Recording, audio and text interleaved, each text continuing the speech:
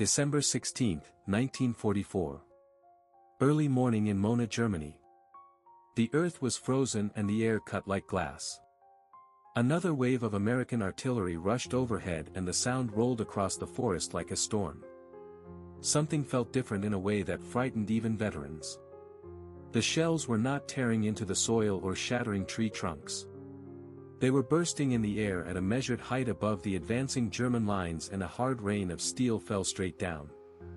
No slit trench gave safety. No foxhole or log roof could stop shards that fell from the sky. Men who had survived years on the Eastern Front stared up and realized that the familiar patterns of fire no longer applied. The old rules had been broken and the safe places had vanished. Among the 326th Volk Grenadier Division that pressed the 38th Cavalry Squadron, the shock spread from one file to the next. They expected a rhythm of impacts and lulls. They found no rhythm. They expected to hug the ground and wait it out. They found that the danger came from above. It felt like a new kind of mathematics. It felt like death measured and timed with instruments rather than guesswork. Snow dust rose from the blast waves and drifted over helmets and coats. Splinters hissed through fir branches. The men moved because to stay still felt like asking to be cut down. The line wavered and slowed. At that same hour, Colonel Oscar Alfred Axelson of the 406th Artillery Group stood over a map table and made a choice that would shape the day. Orders told him to hold back a secret device. He chose to use it. He told his batteries to load shells fitted with proximity fuses. Each fuse held a small radar set able to sense distance to a target and to detonate at the height that produced the most fragments. He did this without permission from his superiors. He knew the risk to his career and perhaps to his freedom. He also knew that ordinary fire would not stop the assault battering the 38th Cavalry Squadron at Monshaw. He chose to accept blame later and to save the line now. The gunners obeyed and the pattern of bursts shifted at once. The effect arrived like a door opening. Shells that would have buried themselves and wasted power in the ground now exploded where the air met the tree line. Cone after cone of steel swept the open spaces and the edges of the woods. Men who had counted on cover felt the new reach of the blasts. Platoons in motion halted. Runners hugged ditches and crawled. Commands were shouted and lost in the noise. The advance lost speed then lost shape. The change felt like a lever moved by an unseen hand. It felt like arithmetic written in shockwaves. Colonel Oscar Alfred Axelson saw the forward observers report a sudden drop in pressure. He knew the decision had worked. Operation Watch on the Rhine had begun under a cover of fog and deception. The Wehrmacht had massed 200,000 men and 1,000 tanks and nearly 2,000 artillery pieces behind the Ardennes in secrecy. The Führer had promised that this stroke would split the Allied front and carry the spearheads to Antwerp. He told his generals that surprise would clear the way and that resolve would finish the task. At 0530 hours on December 16, German guns had achieved perfect surprise along an 85-mile front and fired at a rate of 1,600 rounds per minute. Many American units were composed of replacements still learning the ground. Other units were tired veterans placed in this quiet sector for rest. The first hours went to the attacker. Yet at Monshaw the weight of numbers met the air burst of the new fuse and momentum faltered. Colonel Oscar Alfred Axelson understood the cost of acting without orders.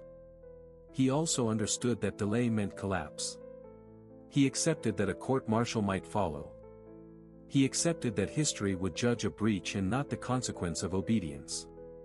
He ordered the proximity fused shells into steady use. The shells climbed and sensed and detonated. The fragments traced invisible nets across the approaches. The 38th Cavalry Squadron used the precious minutes to realign its defense and to pull back outposts that were about to be swallowed. The men grabbed ammunition. Medics dragged the wounded over ice. Radio traffic grew calm and purposeful. The line held 1 hour longer. Then another. Word moved through the German ranks that this fire was not normal. Men spoke of invisible wires in the air. Men spoke of magic in the fuse noses. What they did not know was the truth of it. Each device carried a tiny transmitter that measured the path to the ground and chose the moment of maximum harm.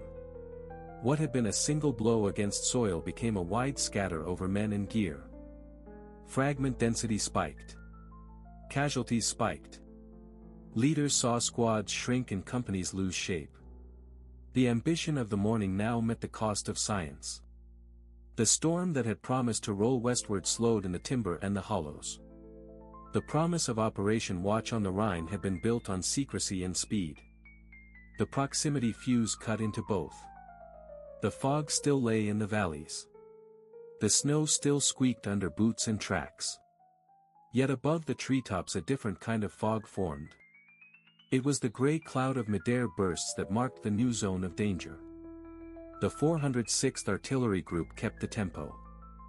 Forward observers adjusted heights by 10 meters at a time and learned the angles of each draw and ridge. The 326th Volk Grenadier Division pressed and then hesitated. The 38th Cavalry Squadron bent and refused to break. The morning that began with confidence for the Wehrmacht ended with a new understanding. The old calculations of cover and distance and courage had changed. Proximity fuses had multiplied the reach of American guns by a number that men could feel in their bones. Colonel Oscar Alfred Axelson looked across the frozen timber and knew that he had changed more than a skirmish. He had shown that a decision at a map table could redraw the very idea of safety in war. The effect did not only stop an attack. It announced a transformation. The mathematics of death had been rewritten in the winter air over Mona, Germany and the frozen Ardennes. German soldiers who advanced in traditional assault formations were suddenly struck by a kind of artillery fire they had never met before. Shells began to burst in the air 30 to 50 feet above the ground instead of tearing into the soil.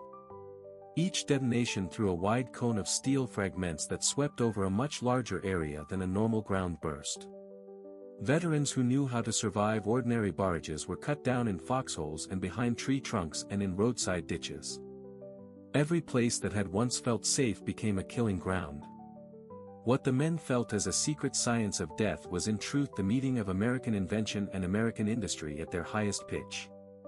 The proximity fuse turned that meeting into power on the battlefield. A standard shell needed a direct hit or a timer that often went wrong and burst too high or too low. The new fuse carried its own small radar and chose the height for itself. The complete device was no larger than a coffee can, yet it held a complete radio set that woke in flight and watched the Earth and the target below. American engineers packed about 130 electronic parts into each fuse and they gave it 4 or 5 miniature vacuum tubes depending on the model. Those tiny tubes had to live through a shock of 20,000 times the force of gravity when the gun fired and then had to keep working while the shell spun and crossed cold air and wet air and storm air. At the instant the shell leaped from the barrel, a glass ampoule broke and mixed an electrolyte. That sudden mix created a fresh battery that powered the radar for the rest of the flight. It was hard physics turned into a simple result that any gun crew could use. Dr. Merle Tuve at the Johns Hopkins Applied Physics Laboratory drove the effort with the intensity of the Manhattan Project.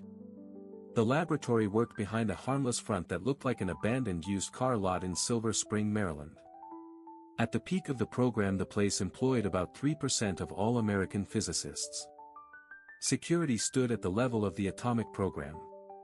Workers were not allowed to tell families what they did. Each proximity fuse carried a unique serial number so that any failure could be traced and corrected. Nothing about the job was easy. A vacuum tube built for a living room radio would die at the first shot. Engineers had to reinvent the tube so that it would survive a cannon blast and still pick up the faint signal that marked the ground or a target. The device could not burst too early and it could not sleep through the pass and burst too late. It had to work in snow and in rain and in salt air over the sea. Every demand pushed the technology of the day to its edge. The breakthrough came when the team learned how to miniaturize with methods that would later drive the whole electronics age forward. Dr. James Van Allen and his colleagues produced vacuum tubes no larger than pencil erasers that still held the elements of a full radio tube. With that leap, the proximity fuse moved from a laboratory wonder to a factory product. By December 1944, American plants were turning out about 40,000 fuses every day. More than 100 companies took part, including Radio Corporation of America and General Electric and Sylvania and Crossley Corporation. Assembly lines and inspection lines spread across several states and fed the front at a speed that commanders had never seen. The cost of the program reached $1 billion in 1940s money. Only the Manhattan Project took more in wartime spending.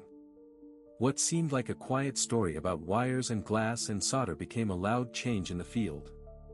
Shells no longer died in the dirt. They burst in the air where men and machines were most exposed. The result was more than a new tool. It was a turning of the balance that soldiers could feel in their bones and that generals could measure on their maps. Axelson acted on December 16 without waiting for clearance, and the choice set off an immediate crisis in the chain of command. Standing orders had confined proximity fuses to anti-aircraft fire because leaders feared a dud might be recovered by German technicians and copied. At Mona, the payoff was too plain to deny.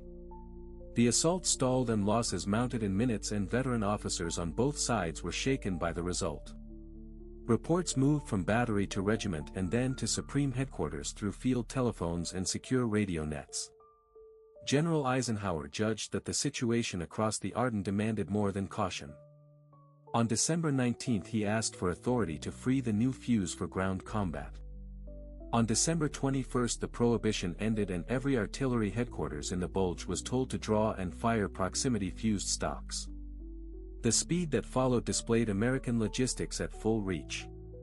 Ammunition trains and truck convoys pushed forward through snow and clogged roads, and within days cases of the new round sat beside gun pits from north to south across the forested hills.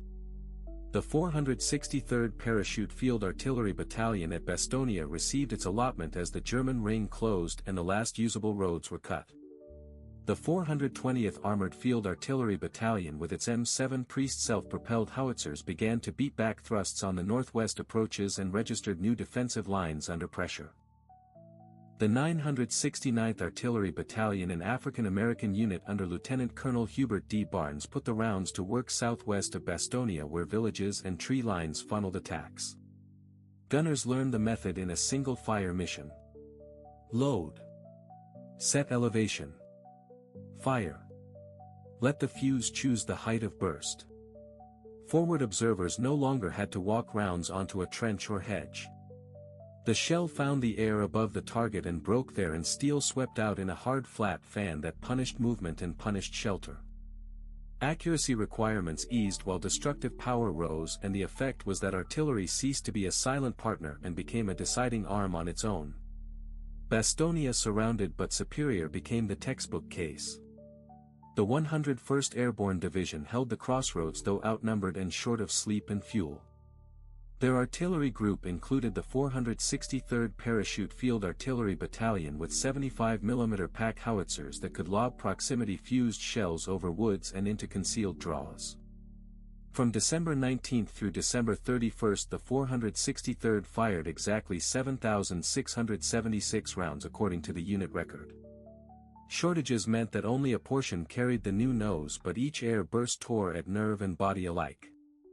German assault lines that had trusted ground cover withered under patterns of mid-air detonations, and whole platoons vanished in seconds when bursts rolled down a white field. On December 22, after General McAuliffe gave his famous nuts reply to the surrender demand, the next German push met that pattern in the open. Snow glare showed every file and every shadow, and the fuses opened above them at the altitude that produced the most fragments. The attack faltered. The observers called for repeat. The line held. The day ended with proof that a device no larger than a coffee tin could alter a battle when industry and delivery put it in the hands of trained crews. Proximity-fused shells burst in the air at calculated heights and intervals that overlapped into a continuous curtain of fragments and shock. There were no gaps where a soldier could feel safe. The all-African Amin 969th Artillery Battalion proved decisive in the same period. Their 155mm howitzers laid down a continuous belt of fire around the perimeter of Bastogne that German units could not break. The largest rounds were set to explode near 50 feet above the ground, and the spread of steel reached far beyond normal craters.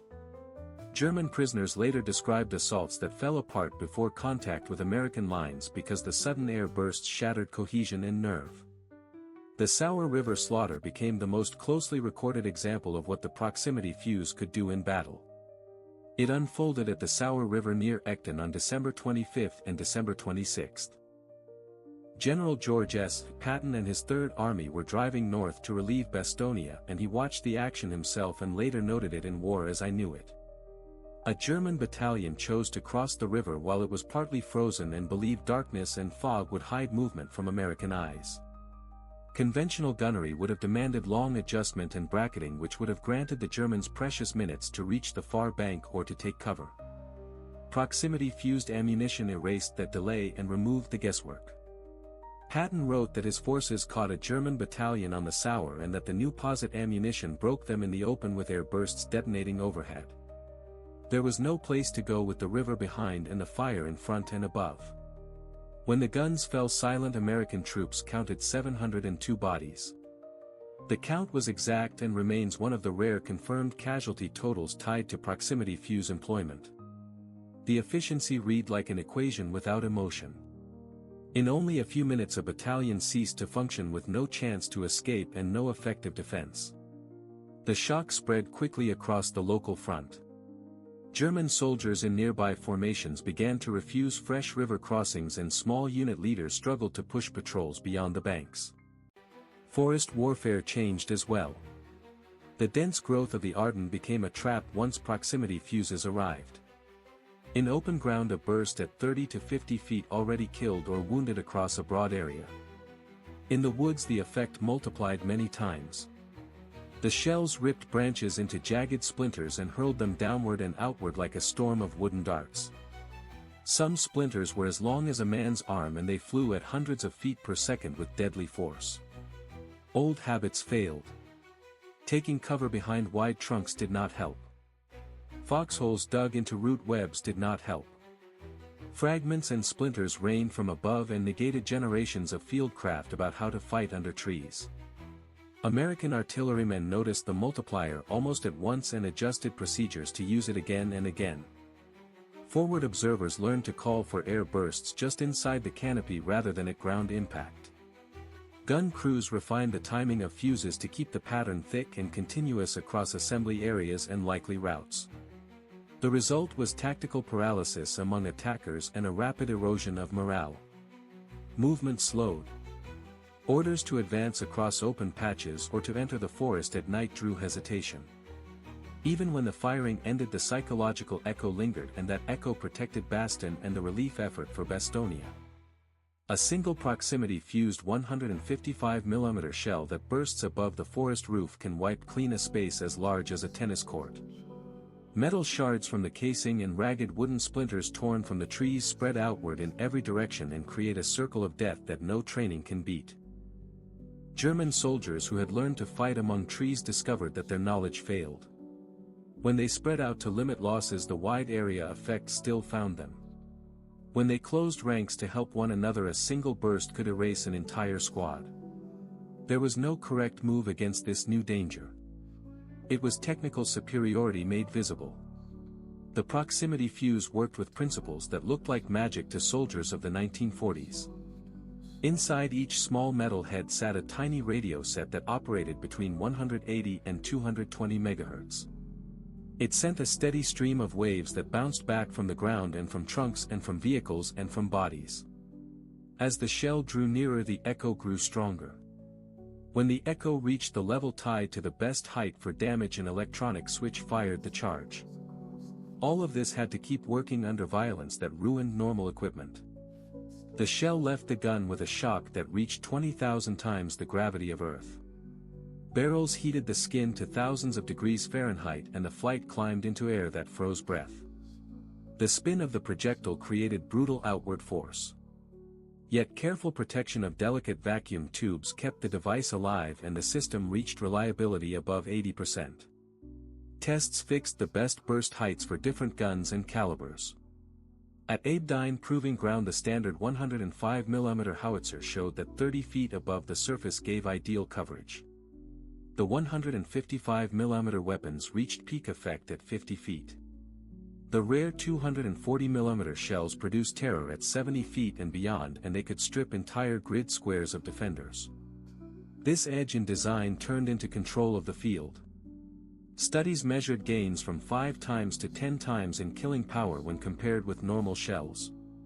The area where fragments could kill grew by a factor of 50. Results against aircraft looked even more dramatic. Crews that fought V-1 flying bombs improved interception from 17% to 79% within weeks after proximity fuses entered service. German intelligence and leadership failed to read the danger. In December 1944, Wehrmacht forces captured an American ammunition site and took roughly 20,000 shells with proximity fuses. That haul should have forced a rush to build answers. Instead, German specialists looked at the captured parts and judged that the device could not work as described. They wasted the moment and they paid for it in blood. The forest became a trap. A burst set for 30 to 50 feet already caused terrible wounds in an open field. Under heavy branches the power multiplied many times. Splinters as long as a forearm fell like a storm of spears, and they moved at hundreds of feet per second. Old habits died. Thick trunks did not save men. Foxholes dug among roots did not save men. Death fell from above and erased rules that had guided fighters for generations. Forward observers learned fast and began to request bursts just beneath the canopy rather than on impact with the soil. Gun crews tuned the timing to keep the sky filled with overlapping patterns. Attackers halted. Orders to enter a stand of trees at night drew silence and slow steps. Even after the batteries stopped, the ringing in the mine stayed, and that echo shaped each new choice on the line. German engineers could not accept that an artillery shell might carry fragile vacuum tubes and still survive firing in flight. The idea violated their trained sense of what electronics and ballistics could endure. Many concluded that the Americans must be using some kind of magnetic trick, or that the visible parts were decoys that hid the real working core. This misreading grew from institutional habits and from choices made before the war. Germany had in fact led work on the proximity fuse in the early period. Rheinmetall Borsig and AEG Berlin had functioning test pieces by the year 1940. Then Hitler ordered the cancellation of any weapons effort that needed more than 6 months to reach production, and the line went dead. The same specialists who stopped the program could not imagine that the Americans had forced solutions to problems they themselves had set aside. The disbelief fed on its own momentum and blinded decision-makers who should have known better. The irony grows sharper when the record of German laboratories is set beside the battlefield. Their electrostatic proximity fuses had shown 95% reliability during trials that measured shifts in electrical capacitance rather than radar signals. If the work had continued without interruption, Germany might have placed proximity fuses in the field by 1941. Hermann Göring later told interrogators that German fuses stood 3 or 4 months from mass production when the fighting ended. The meaning is clear. A path existed. It was not pursued. The loss was not only technical. It was strategic. A single decision cut off a line of invention that could have reshaped entire campaigns in the early years of the conflict. The Christmas catastrophe followed as a grim lesson written in fire. December 25, 1944 brought no rest and no armistice. German formations that tried to use the holiday for resupply and for reorganization learned that proximity fuses honored no pause in battle. Field kitchens drew fire. Supply convoys drew fire. Assembly points drew fire. The rounds found them without the help of forward observers. The 420th Armored Field Artillery Battalion alone sent more than 1,000 shells on Christmas Day, and most of these rounds carried proximity fuses. Their M7 Priest self-propelled howitzers produced quick and steady fire and struck with a speed that left German units unready and exposed. What had once been a daylight arm became a threat that worked through cloud and into night and did not depend on clear sight lines or on visual correction. The mental shock spread fast because the old shelter rules collapsed at once. German soldiers had learned to move when weather turned foul and when Allied aircraft could not fly and when observers could not see. They trusted fog and rain and snow. Proximity fuses erased that safe window. Death could fall at any hour in any weather without more warning than the thin whistle of shells coming in from far away. The habit of choosing poor weather to reduce risk became a habit that no longer worked. Men began to hesitate. The simple act of stepping off a track or lighting a stove became a risk because the sky itself had become the trigger. Malmi and Scorzini's elite were struck by this new reality as well.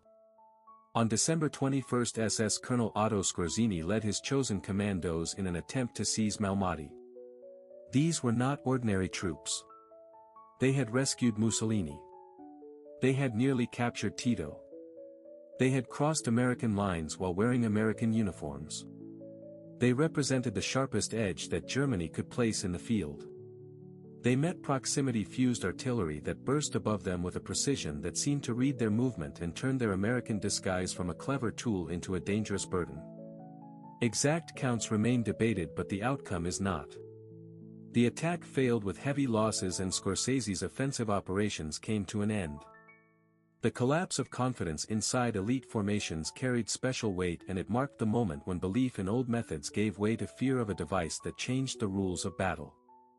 These soldiers were raised on certainty about German superiority and trained to the highest standards, yet they stood powerless before American technology. Unit cohesion failed under the storm of air bursts and fragments. Eyewitnesses described men who abandoned cover and ran straight toward American lines because a swift end felt easier than waiting for the next strike. That impulse marked a collapse of discipline inside formations that Hitler considered the most loyal and the most resolute. The belief system that had carried them through earlier campaigns met a weapon that did not respect courage or drill, and the result was despair that moved from squad to squad like a cold wind. Behind that effect stood an industrial feat that matched any achievement of the war. By December 1944, more than 100 American companies had shifted entirely to fuse work.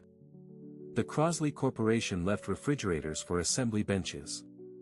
Emerson Radio retooled from household sets to military components. Sylvania RCA and General Electric turned whole plants into dedicated lines. Quality control reached a standard not seen before in mass production. Every one of the 130 parts faced its own test. Each solder joint was checked under magnification. Random lots were fired from guns to prove survival in flight and recoil. The reject bin never stayed empty because even a small deviation meant discard without appeal. A workforce made up largely of women held this precision for 12-hour shifts 6 days each week. Security rules kept them from knowing the full purpose of their labor. They understood only that it was vital and urgent and that the schedule allowed no pause. Output rose until a proximity fuse left the line every 2 seconds around the clock. The price fell across the same period. In 1942, a single unit cost $732, which was more than a typical annual wage. By the last month of 1944, the unit price stood near $18 while reliability stayed high. The scale of delivery changed the battlefield. Factories produced 22 million fuses during the war and 200,000 went forward for the Battle of the Bulge alone. Numbers like these meant that commanders could plan entire operations around air bursts rather than save a few precious rounds for rare targets.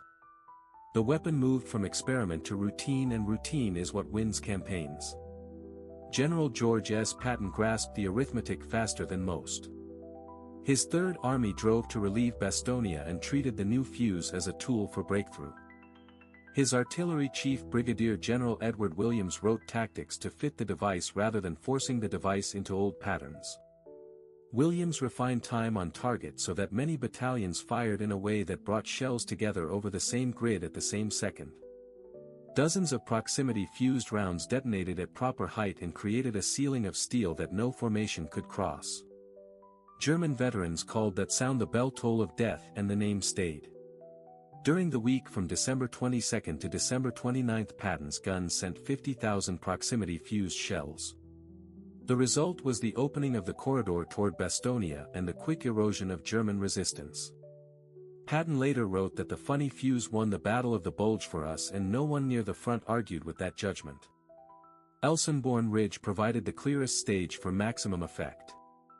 The 2nd and the 99th Infantry Divisions held ground that controlled movement for miles. Across the snow and the bare trees came the 6th SS Panzer Army with the elite 1st SS Panzer Division Luftstandarte Adolf Hitler. Air bursts met their approach and stripped the cover from tree lanes and hedgerows. The ridge did not fall. The forward edge stayed in American hands because artillery reached into every draw and every road and broke attacks before they formed. Across 3 days from December 17 through December 19, American batteries loosed 160,000 shells and roughly 40,000 of those carried proximity fuses. That quarter of the total created close to 60% of the more than 5,000 German casualties. The ratio could not be argued. The new fuse turned every gun into 4 guns in practical effect. Assault groups that tried to climb the steep forested approaches met layered curtains of air-burst steel. Whole companies vanished in moments and the ground filled so quickly with the fallen that the next waves had to clamber over the bodies of their own comrades. After 3 days the hammering stopped, the frontal pushes ended and the elite of the Waffen-SS found themselves broken by American technology that they could not outfight. Operation Bodenplatte followed and laid bare the same truth. On January 1, 1945 the Luftwaffe sent 900 fighters against Allied airfields and achieved complete surprise with many aircraft still on the ground. Yet the return flight home became a passage through layered proximity-fused anti-aircraft fire.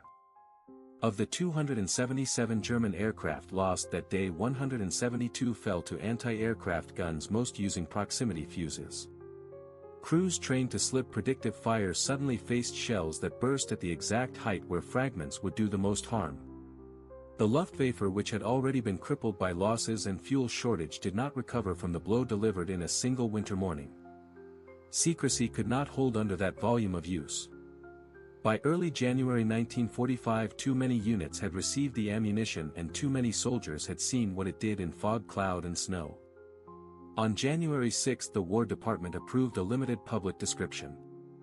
The New York Times reported a new kind of artillery shell that multiplies the power of American guns but did not reveal the method. 4 days later German intelligence finally recognized the scale of the danger. A January 10 paper from Foreign Armies West concluded that the Americans possess a radio-controlled artillery fuse that detonates at the best height for anti-personnel effect and that no countermeasures existed for the errands. Post-war assessments fixed the meaning in clear terms. Field Marshal Gerd von Rundstedt stated that the proximity fuse was decisive and that attacks failed not only because of American courage but because of artillery that seemed to carry eyes. General Asso Montoya, who commanded the 5th Panzer Army, testified that American artillery terrified his soldiers and that the shells that burst in the air created panic even among veterans. The numbers matched those judgments. 200,000 proximity-fused shells were fired and they accounted for an estimated 15,000 to 20,000 German casualties, which was as much as 1/5 of total German losses. In trials and in battle the new fuse delivered between 5 and 10 times the effectiveness of ordinary ammunition, and it often did so without the help of forward observers in poor weather. The figures hide people and the people carry pain that cannot be counted. Behind each entry in a ledger stood a German infantryman or gunner or messenger, many of them boys taken into uniform during the last months of the Reich. They died in ways their teachers and manuals had never imagined. They were cut down by shells that sensed the world around them and chose their moment to burst so that no fold in the ground and no clump of trees offered safety. On the other side of the ocean, American workers in places like Crosley Corporation and Emerson Radio paid in their own coin. Security rules concealed the purpose of their tasks. Accidents were folded into silence. Fatigue and worry followed them home after long shifts. They assembled devices of unfamiliar power while knowing only that delay meant more dead at the front and that the clock did not forgive mistakes. The arithmetic of war never becomes clean. The Battle of the Bulge took the lives of 19,000 Americans and wounded or captured many more. Had the proximity fuse not existed, how many families would have received telegrams and how many months would have been added to a war already swollen with grief? Each day of delay would have meant more trains heading to camps and more lives lost before Allied soldiers could open the gates. The questions are cold, but they carry weight in any honest account of the winter of 1944 and 1945. The device that made shells burst at the best height shortened fights on countless fields, and the shortening of fights saved lives that would otherwise have vanished without a trace. The program that built the fuse changed the future as much as it shaped the present. The small vacuum tubes designed to survive launch recoil heat and cold became a seedbed for later electronics. Methods created to check every part and every joint set models for quality control that factories used long after the war ended.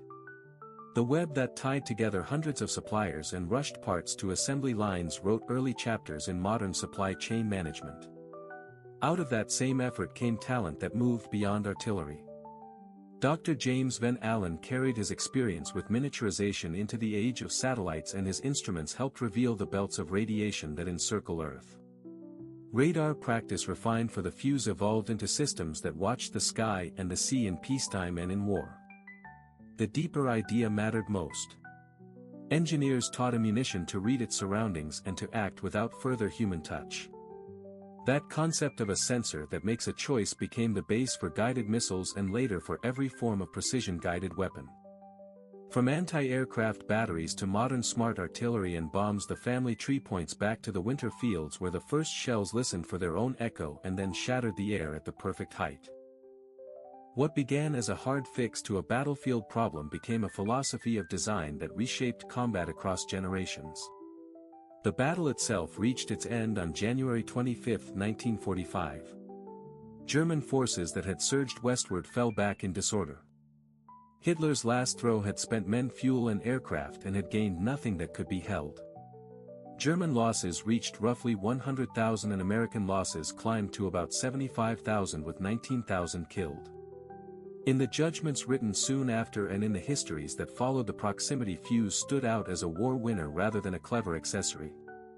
General Eisenhower warned that if Germany had possessed similar fuses, the landings on D-Day might have been exceedingly difficult and perhaps impossible, and that assessment underlines the scale of what was at stake. For the soldiers on the receiving end, there was a sense that the very air had turned hostile. They told of shells that seemed to think and to find them anywhere, and of moments when tree lanes and road cuts turned into killing grounds without visible gunners or observed corrections. Their memories marked the turning of warfare into something governed by sensors and circuits as much as by muscle and courage. The Ardennes became the place where that turn first became visible to thousands, and where the lesson entered doctrine, plans and factories that would define the decades ahead. The legacy does not rest only in museums or in pages of reports. It lives in the expectation that a weapon will measure and decide and strike with economy. It lives in manufacturing floors that still follow inspection steps born in secrecy. It lives in the idea that speed and precision can spare friendly lives and shorten wars even as they make destruction more exact. The proximity fuse was a hinge on which both outcomes swing. It reduced the time between contact and decision on the battlefield, and it compressed the time between idea and effect in the workshop, and that compression has become a hallmark of the technological age. In the end, the story holds grief, achievement, fear and relief together. Teenagers in Feldgrau crumpled under air bursts that no trench could stop. Women and men at soldering benches pushed through exhaustion and did not know why until the papers finally printed a guarded description. Commanders counted losses and gains and found that a small device carried the weight of entire operations. The winter campaign closed the door on the last German offensive and opened another onto a world where weapons sense and act, and where victory often belongs to those who best align science with production and doctrine. On December 16, 1944, Colonel Axelson carried out the first unauthorized use of the proximity fuse. What began as a single field decision turned into a deliberate rollout of roughly 200,000 shells across the Ardennes. The new fuse proved in real combat that science applied with urgency could deliver a decisive edge. American factories, research teams and artillery units moved in step and turned a fresh idea into a battlefield habit. That alignment of industrial capacity, scientific problem solving and quick tactical learning forged a tool that pressed the war in a new direction. The story of the proximity fuse is a story of change on many levels. It is technological because tiny radar sets could now guide destruction in the air above the target. It is tactical because commanders altered fire missions and timing to exploit air bursts. It is human because soldiers on both sides felt its effects and adjusted their behavior with fear and respect. The experience showed that an industrial democracy could build weapons of severe effectiveness without losing speed or scale.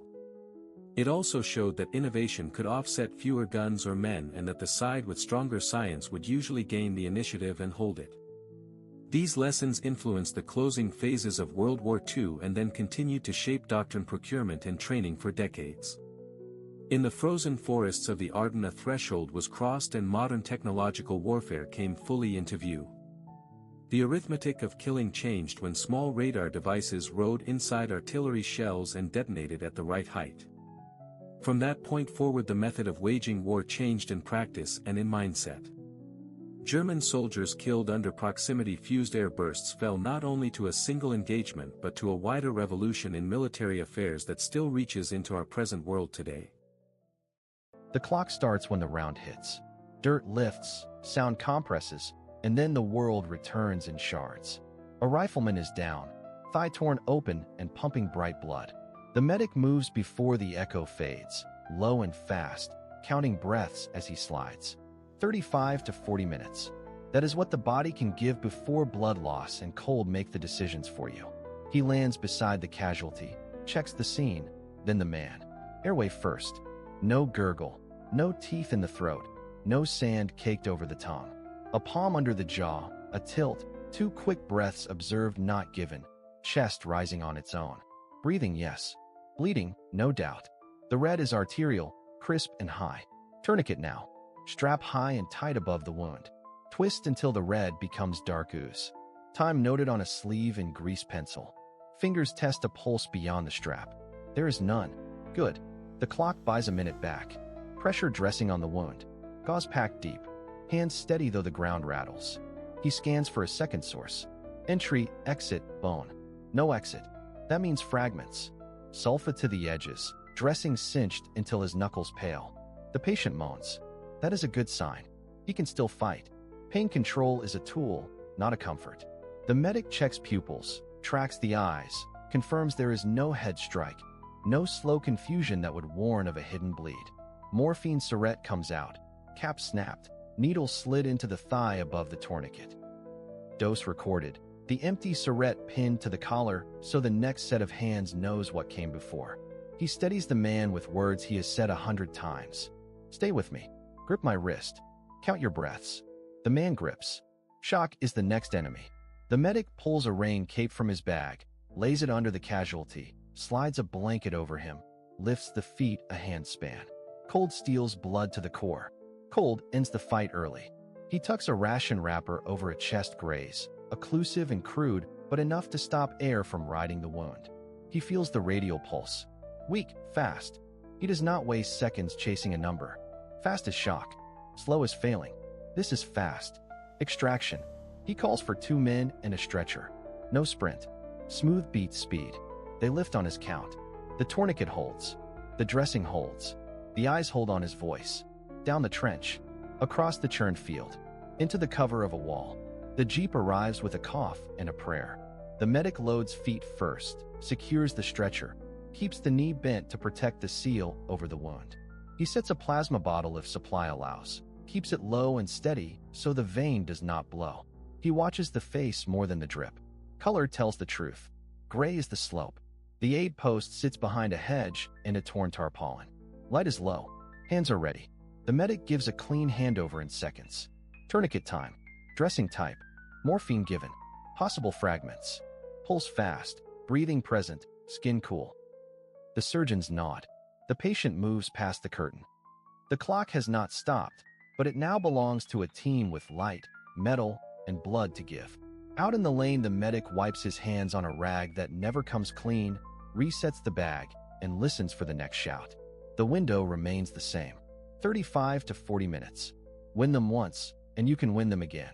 The blast is not the loudest thing. The silence after it is.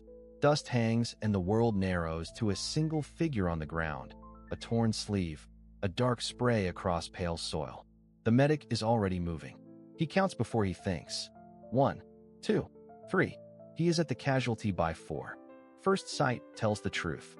Arterial bleed, left thigh, high and fast. The clock has started. He drags the man behind a slab of broken wall, knees in the dirt, pack open. No handshake, no comfort. Grip, clamp, pressure. A gloved fist goes into the wound track to find the source, and by seconds. The medic feels the hot pulse against his palm. He does not flinch. A tourniquet snakes out, slides high and tight, as high as it will go. Strap down, twist, creak, more twist, stop when the pulse quits beneath leather and fabric. Time mark, whispered to himself. The first minute is the difference between a story and a name on a board. Breathing next. The man is gasping, pink froth at the lips. The medic tilts the head, sweeps the mouth, checks the chest. No sucking sound, but the right side rises slow. He tears open a field dressing, pads the face clean, sets the jaw forward, keeps the airway open with a steady palm and the angle of a boot heel under the shoulders. He measures his own breath through his nose. Calm as a tool. Round slap into the wall above. Shards rain. The medic talks low and direct, giving tasks the casualty can follow. Squeeze my hand. Look at me. Stay awake. He slides a pressure dressing over the tourniquet, layers it to guard against slippage, writes the time on the man's skin where blood will not wash it away. He resists the reach for morphine. Pain is information. Respirations are shallow, and he will not risk the slow fade. Shock is already creeping in. Skin cool. Eyes wide. The medic unrolls a crinkled blanket from the pack and tucks it around hips and chest, even in the heat, because cold is a thief that works faster than men think. He lifts the feet a little, just enough to feed the brain. He checks mental status again. The answers come clipped but clear. Good for now. He scans the line. No safe path to the aid post yet. He marks the route anyway, debris to debris, shadow to shadow, 6 short bounds. He flags a teammate with a hand signal. Stretcher in 2. He reviews the sequence inside his head. Tourniquet high and tight. Airway maintained. Breathing monitored. Circulation controlled. Hypothermia prevented. Evacuation prepared. Another round of checks. He puts 2 fingers to the carotid. Stronger than a minute ago. He closes the casualty's hand around a bandage and gives a job. Hold this. Pressure. Purpose keeps panic out. The medic draws one breath, then another. The clock is still running, but the bleeding is not. That is victory for this minute. The next minute demands movement. He nods to the teammate. On my count. The wall shakes again, but the path is set, and the man on the ground is still in the fight. Dawn does not break here. It leaks through smoke and frost. A medic crouches in a shell scrape, counting breaths that are not his. The platoon is pinned along a torn hedgerow. The moment the machine gun stutters empty, he moves. Mud takes his knees. Shrapnel ticks off a helmet. He fixes his eyes on the only thing that matters now, a shape in the churned earth that is still trying to breathe. He reaches the casualty and stops the panic with touch. Gloved hand to shoulder. Steady pressure. The ground trembles under another impact, earth spattering like rain. He reads the scene in a heartbeat. Exit wound under the left armpit. Arterial bright, pooling into a trench of boot prints. The clock starts. 35 to 40 minutes, if the numbers are kind. He sweeps the mouth, clears mud and a shard of tooth, lifts the jaw, seals the airway with the practiced tilt that turns choking into breath. The chest pulls air but hisses from the side. He tears the shirt, slaps on a field dressing, vents it with 2 fingers, watches the chest rise less like a drowning man. He pins the dressing with tape that barely sticks to skin packed with cold and soil. The bleeding is a river from the axilla. No tourniquet will bite there. He shoves gauze deep, then deeper, layer on layer, knuckles widening, pressure that is both violent and necessary. He feels the pulse weaken under his fist and holds harder. He talks without drama, simple instructions the casualty can cling to. Stay with me. Breathe with me. Eyes here. He checks for shock. Skin gray, lips blued, pulse quick and thin. He slides a thermal blanket under the back, another over the chest, lifts the legs with one forearm while the other keeps pressure. Cold kills as fast as metal. He tags the casualty. Time of intervention. What he saw? What he did? What still needs doing? Pain slams through the casualty in waves. The medic measures the dose, confirms the name twice, scratches the M on the tag. Morphine is mercy with edges. Give enough to pull a man back from screaming, not enough to push him off the ledge of breathing. He reassesses. Airway holds. Vent seal holding. Packing still taming the red flood. He calls for the stretcher. Extraction begins under a lull that could die at any second. 2 riflemen become bearers. The medic walks backward, eyes locked on lips and chest, counting breaths out loud to sync the team. Incoming rounds stitch the road dust. They angle behind a wrecked truck, drop, hold, then surge to the Jeep. The driver has the engine hot, and the route marked in grease pencil on the windshield. Aid post 3 clicks east, past the orchard, left at the collapsed barn. The Jeep tears through ruts. The medic rides the stretcher rail, one hand on gauze, one hand steadying the jaw. He watches for the telltale of a collapsing lung, for the glaze that means the light is fading, for the slow that is worse than any fast. At the aid station, the canvas flap lifts and daylight becomes a narrow room of cots, iodine, and clipped orders. Triage takes seconds. Chest wound, packed, vented, morphine tagged, time stamped. He gives the handover in short facts. They move the casualty to a table already warm with someone else's life. Clamp, suction, oxygen mask hissing. The medic steps back, mud freezing on his sleeves, and checks his watch. 37 minutes. The window did not close. Not yet. Outside, the ground shakes again. He reloads his bag with gauze and tape, wipes blood from his wrists, and steps back into the smoke, already scanning for the next breath that needs saving. Wind tears at the grass and dust spirals off the road as the firefight shifts to a dull pulse in the distance. The medic runs low, shoulders tight, counting breaths and steps. Ahead, a shape in the ditch kicks weakly. A boot scrapes gravel. A hand slaps at the air and misses. The clock starts the moment the medic sees the blood fanning from a shredded thigh. Knees hit dirt. Gloves on. Eyes scan. Arterial spray, bright and rhythmic. One wound kills, everything else waits. The medic slides a knee under the limb to lift it clear of the mud. The limb is slick and heavy. The patient tries to rise, fails, and goes slack. The medic speaks in a level tone, short words, steady cadence, anchoring the mind that is slipping into shock. The patient focuses on the voice and blinks once. The tourniquet is out in a second. The strap bites the skin high and tight above the joint. No time for delicate adjustments. The windlass slides into the slot. The medic braces an elbow, locks the wrist, and starts turning. 1 turn. The bleeding slows but still bubbles dark and hot. 2 turns. The patient grinds teeth without sound. 3 turns. The pulse under the fingers disappears like a switch flipped in a silent room. The medic checks distal pulse. Nothing. That is good. The bleeding stops.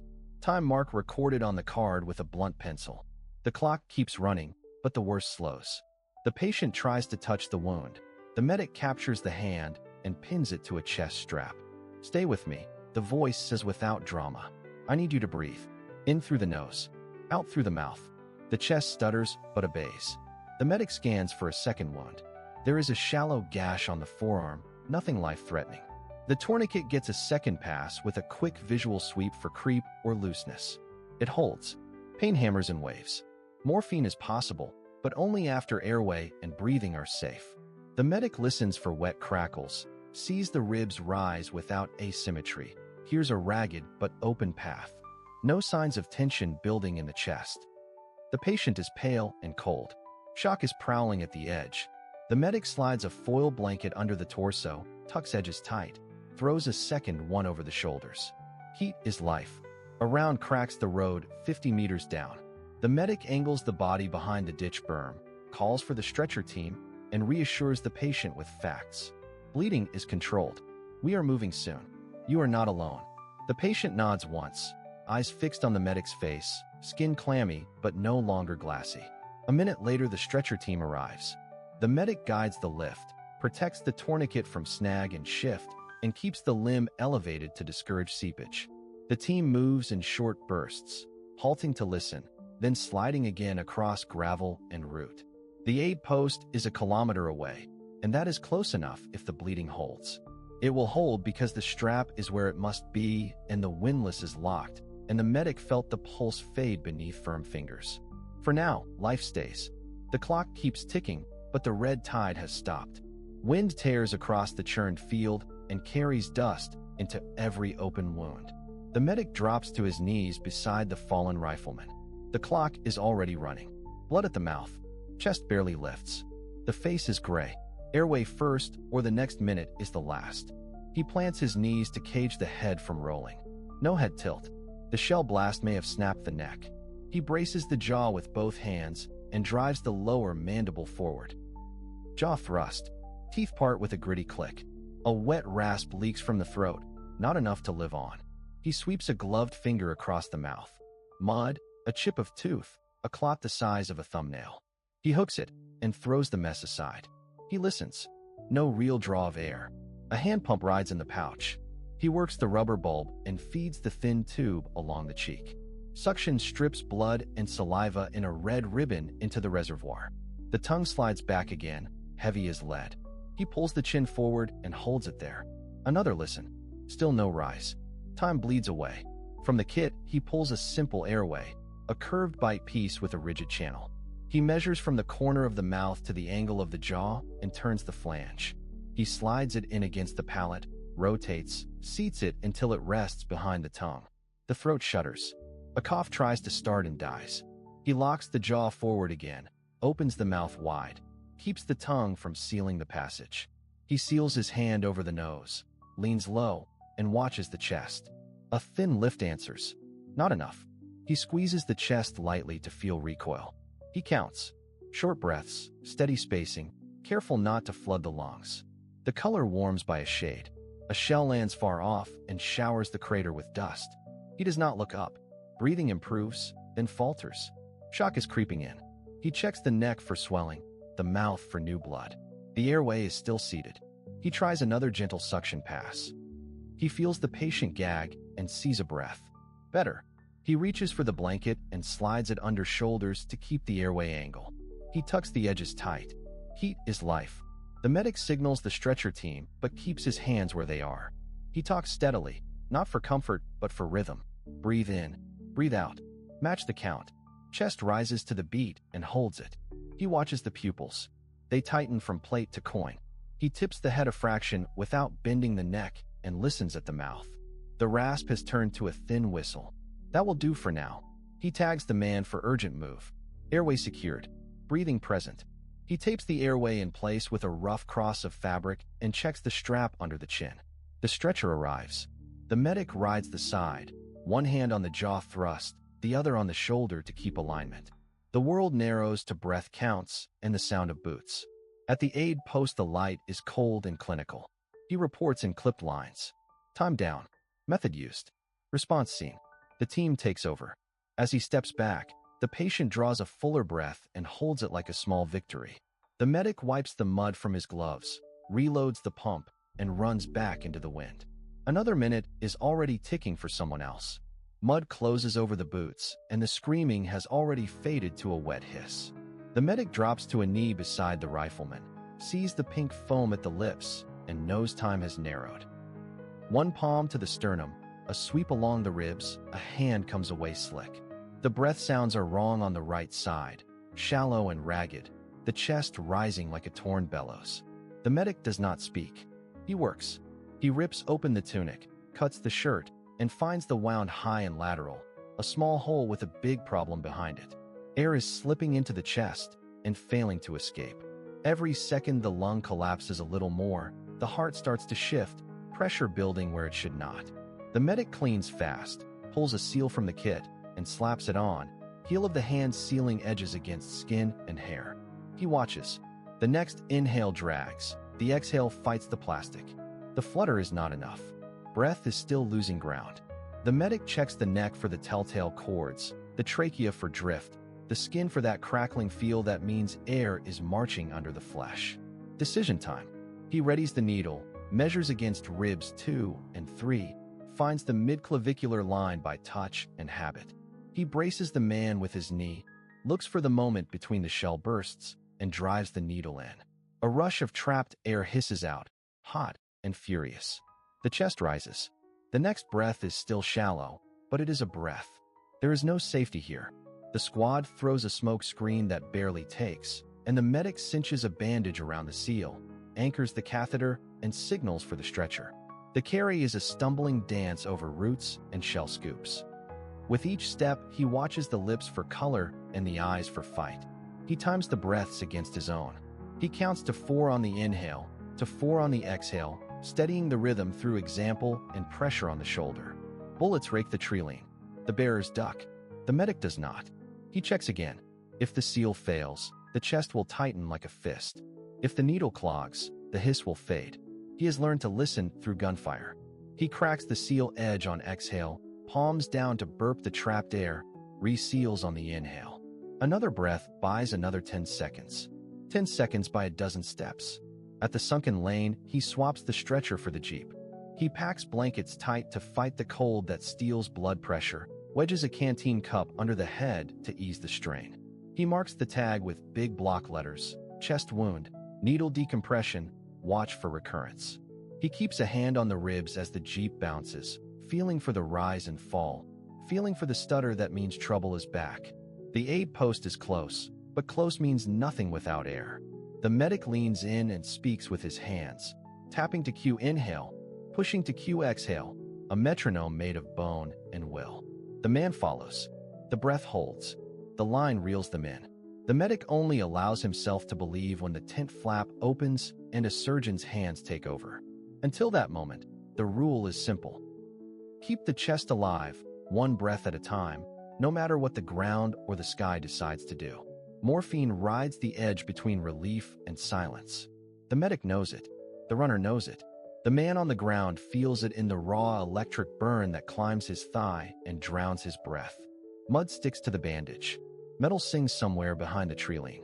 The clock does not care. The medic kneels.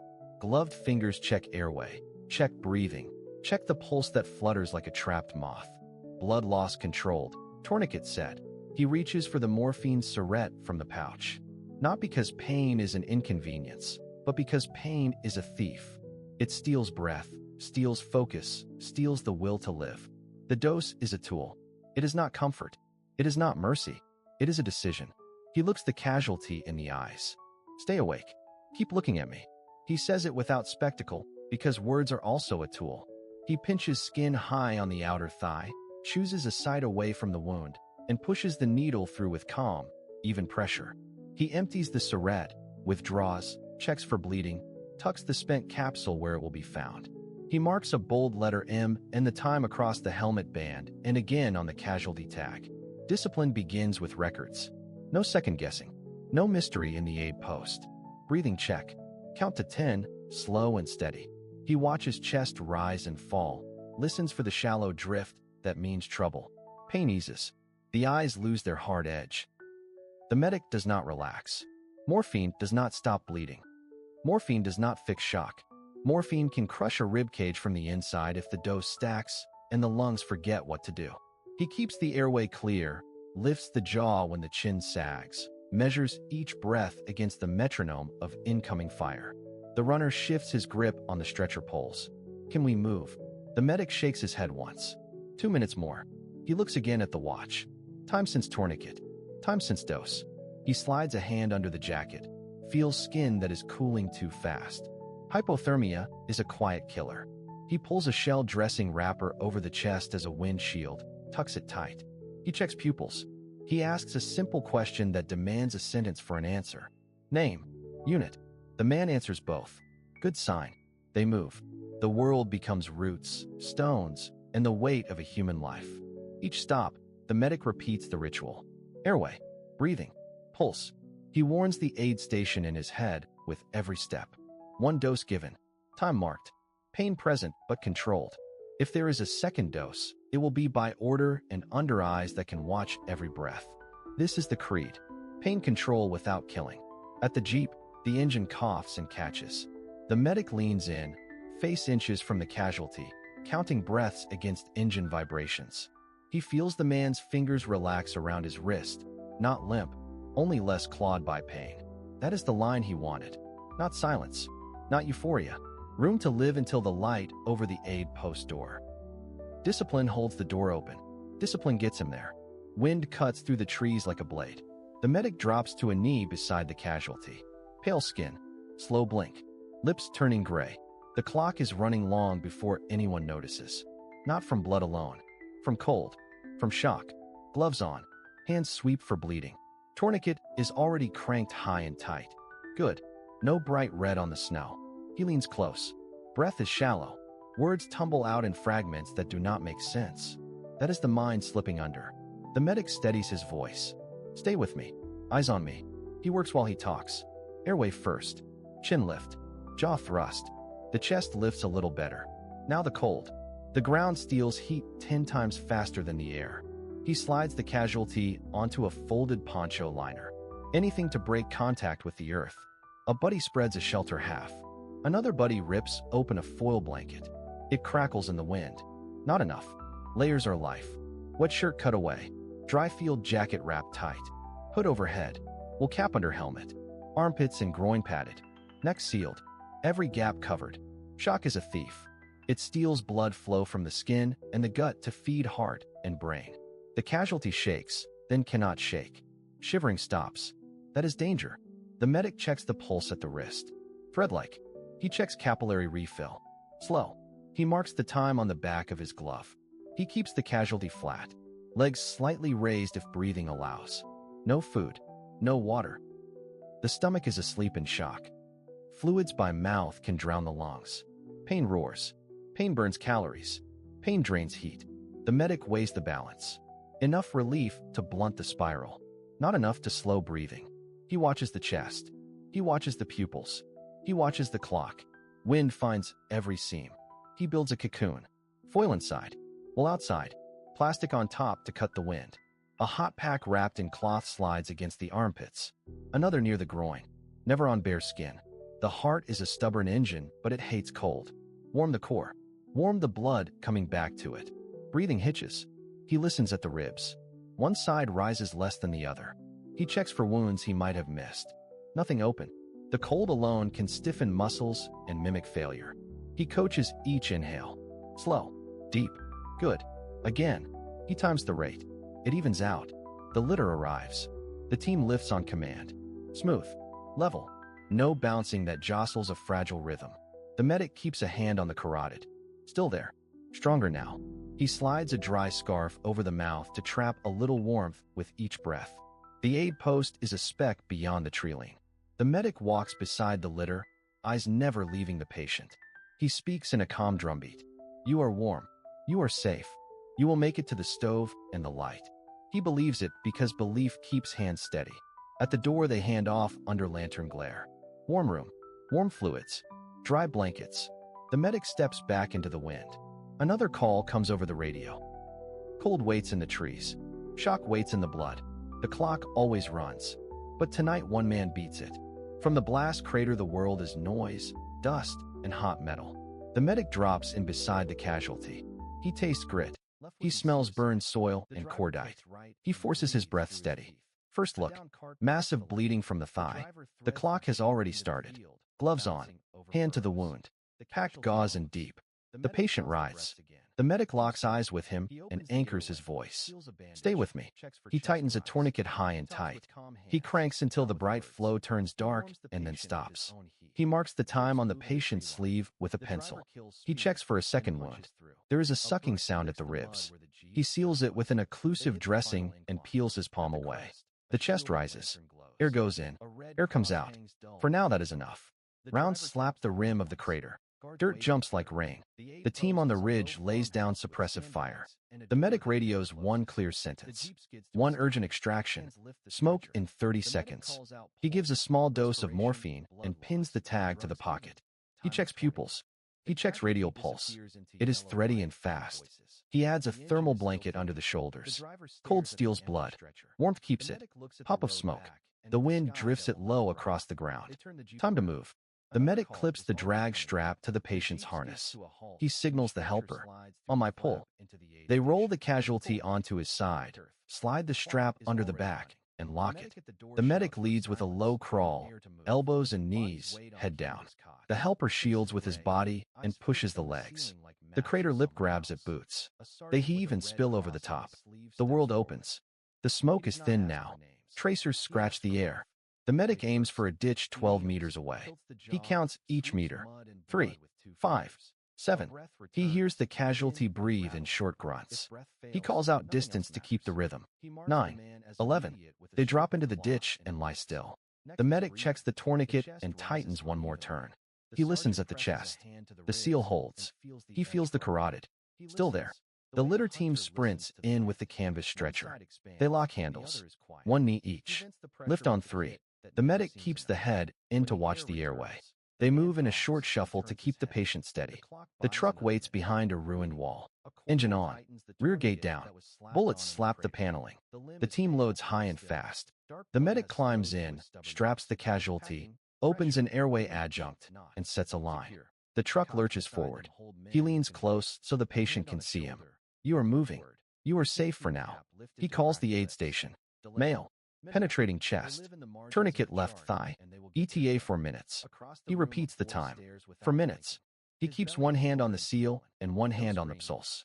The road is broken. The truck jumps. The pulse holds. The minutes pass. The wall of the station rises ahead. He exhales once. Then he is ready to hand over and start the next fight. Engine idles like a growl in the throat of the earth. The stretcher is slid into the rear, canvas straps pulled tight. The wounded man breathes in short, ragged pulls, steam leaving his lips in the cold air. A tourniquet holds. Bandages shine with dark wetness. The medic checks pulse, presses a hand to the sternum, watches the rise, counts the beats, nods once. The driver meets his eyes. Go. The Jeep lunges forward. Mud slaps the fenders. Headlights are killed to a slit, and the world narrows to ruts, hedgerows, and the pale smear of the road ahead. The aid post is 5 minutes away if the road holds, and the enemy is asleep. The engine climbs in pitch as they hit the straight. The medic braces his knees and keeps one hand on the casualty, the other on the canvas bag. Morphine is already given. Airway is clear. Breathing is shallow. Keep him warm. Keep him breathing. Do not let the clock win. A flare blooms behind the trees and turns the night to bone. The driver drops a gear. The Jeep slides, corrects, finds grip. Mortar rounds begin to walk the road, slow, methodical, like a hunter tapping a stick along a fence. The medic covers the patient with a blanket and his own body. The first blast slams the rear panel. Dirt showers their backs. The driver rides the shoulder, straddling the ditch, steering by memory and instinct. The road splits. Left is shorter. Right is less exposed. Left would be suicide. The driver takes right and breathes through his teeth. A downed cart blocks the lane. The driver threads the Jeep into the field, bouncing over furrows. The casualty moans. The medic counts the breaths again. Too slow. He opens the airway, seals a bandage, checks for chest rise. He talks with calm hands, not with words. He warms the patient with his own heat. Shapes move in the tree line. The driver kills speed, then punches through. A burst licks the mud where the Jeep just was. They hit the final incline. At the crest, a shielded lantern glows. A red cross hangs dull in the dark. The driver taps the horn once. Guards wave them through. The aid post is a low farmhouse with sandbags and a door that never closes. The Jeep skids to a stop. Hands lift the stretcher. The medic calls out pulse, respiration, blood loss, drugs given, time of tourniquet. The casualty disappears into yellow light and voices. The engine is still ticking. The driver stares at the empty stretcher. The medic looks at the road back and at the sky that will not brighten. They turn the Jeep around. Another call is already coming in. The Jeep skids to a halt and the stretcher slides through the flap into the aid station. Cold light. Packed earth. The clock is already running. A medic at the door shouts for silence and air to move. Bodies wait on canvas cots. Faces gray. Eyes fixed on the ceiling like maps of somewhere else. A sergeant with a red cross on his sleeve steps forward. He does not ask for names. He asks for life. Airway first. He kneels, tilts the jaw, sweeps mud and blood with 2 fingers. A breath returns, thin and rattling. If breath fails, nothing else matters. He marks the man as immediate with a strip of cloth and moves. Next is breathing. The chest rises unevenly. The sergeant presses a hand to the ribs and feels the edge grind. He listens, the way a hunter listens to the wind. One side expands, the other is quiet. He vents the pressure with the kit that never seems enough. When the air returns, the man coughs and turns his head. The clock buys another minute. Bleeding. A corporal tightens the tourniquet that was slapped on in the crater. The limb is pale and still. Dark blood has slowed to a stubborn ooze. Packing, pressure, bandage, knot. Secure. The cots beside them hold men who can wait. A hand on a shoulder, a quick word, a canteen cap lifted to cracked lips. Delayed. Minimal. They live in the margins of the chart, and they will get their turn. Across the room, a boy stares without blinking. His belly is hard and swollen. No scream, only a long animal sigh. Internal bleeding is a thief that does not show its hands. The sergeant marks him immediate and signals the drivers. He will go out on the next jeep, whether the road is quiet or not. Another man reaches for the medic with a pleading grip. The wound is catastrophic, the pulse a thin thread that keeps slipping away. Morphine comes, not as mercy alone, but as control. Warmth, blanket, guarded breathing. The tag reads expectant.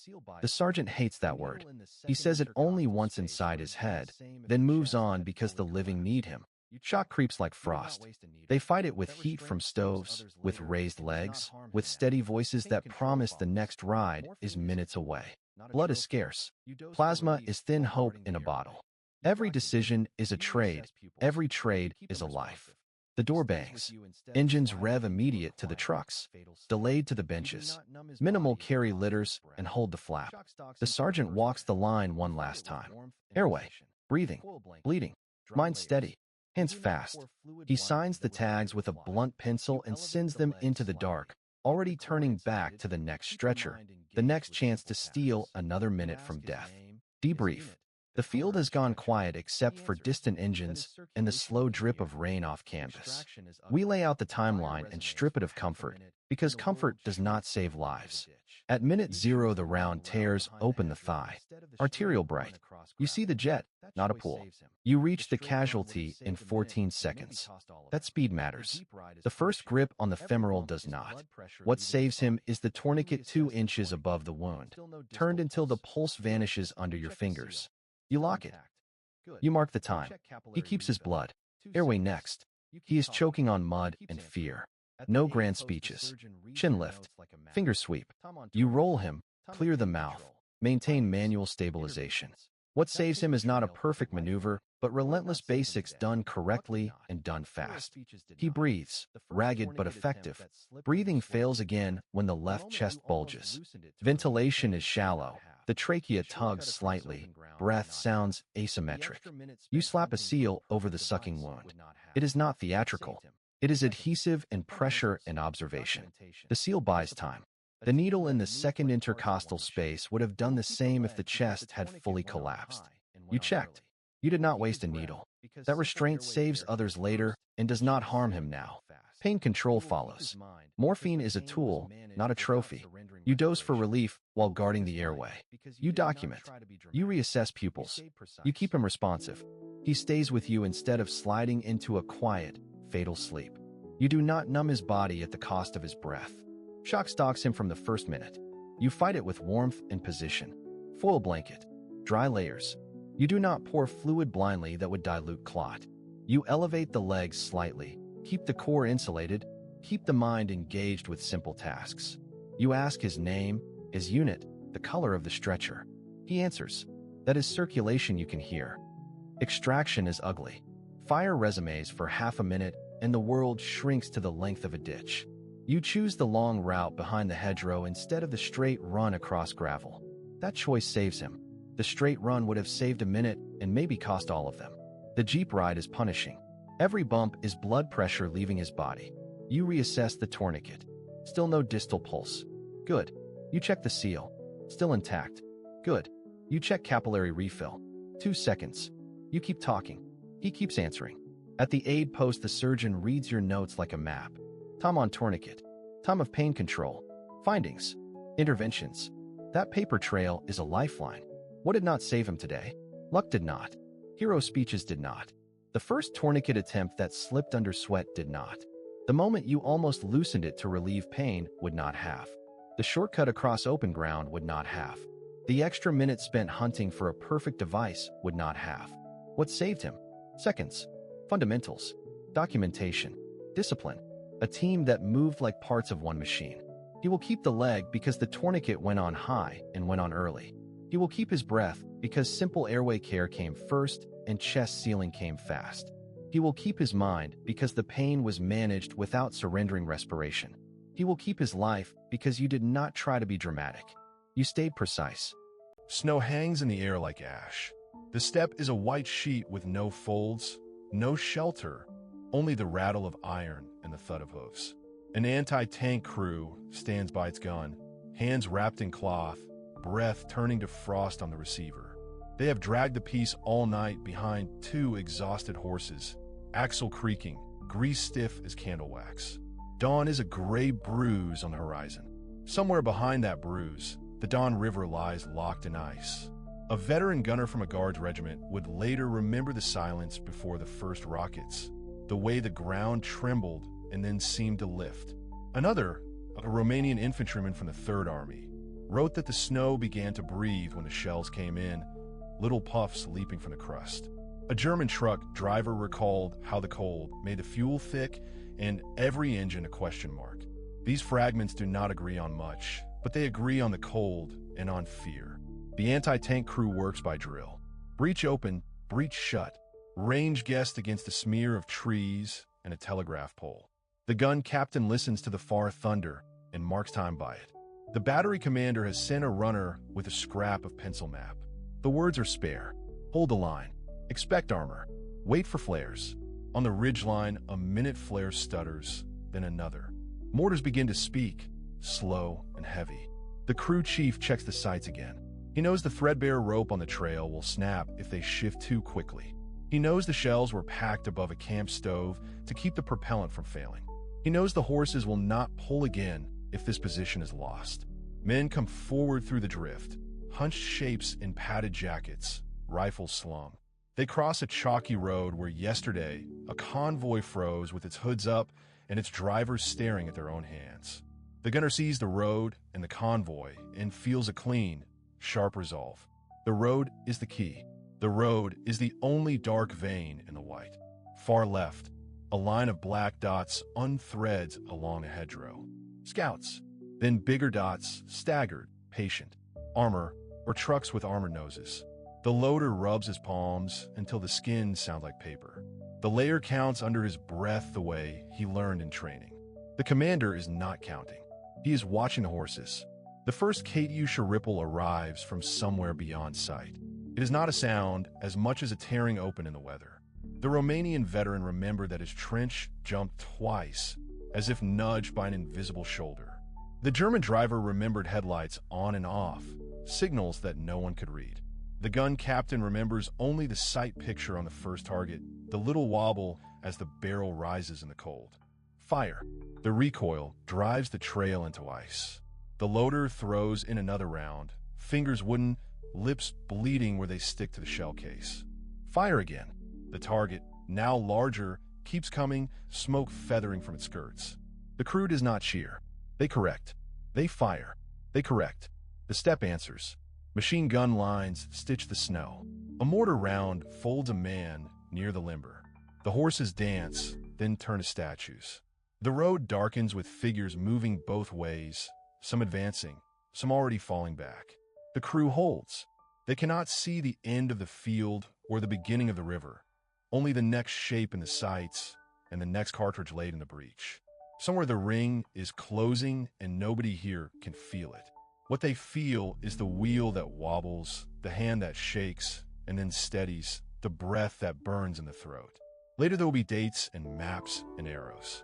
Now there is only the white, the iron, and the certainty that to move is to die and to hold is to live 1 minute more. Cold presses into the city like a slow fist. The Volga smokes with mist and drifting ice. Barges groan at night, and every wooden stair or broken window frame feeds a cook fire for a few stolen minutes of warmth. Stalingrad in November 1942 is a place of exhaustion held together by willpower. The German Sixth Army has clawed into the ruins, block by block, and its maps are dotted with names that mean little to outsiders and everything to the men who fight there. Grain Elevator, Red October, Barricade. The promise of a quick victory has thinned into a daily arithmetic of rations, rifle bolts, and bodies. On the steppe north and south of the city, the front looks deceptively quiet. There are frozen furrows, stunted brush, and snow that hides the black scars of old trenches. The Axis flanks are held not by fresh elite divisions, but by Romanian armies strung out over long lines with too few anti-tank guns and too little ammunition. Their sentries stamp numb feet, scrape frost from optics, and write home about a winter kit that never quite arrived.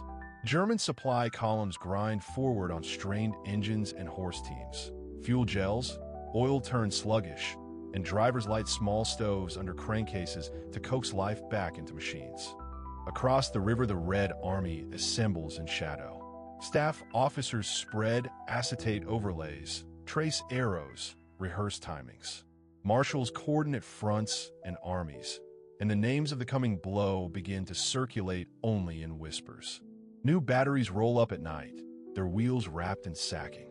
Camouflage nets sprout along ravines. Infantry practice short rushes in the snow, learn how to hug the ground when Katyusha salvos pass overhead, and how to mark safe lanes through minefields.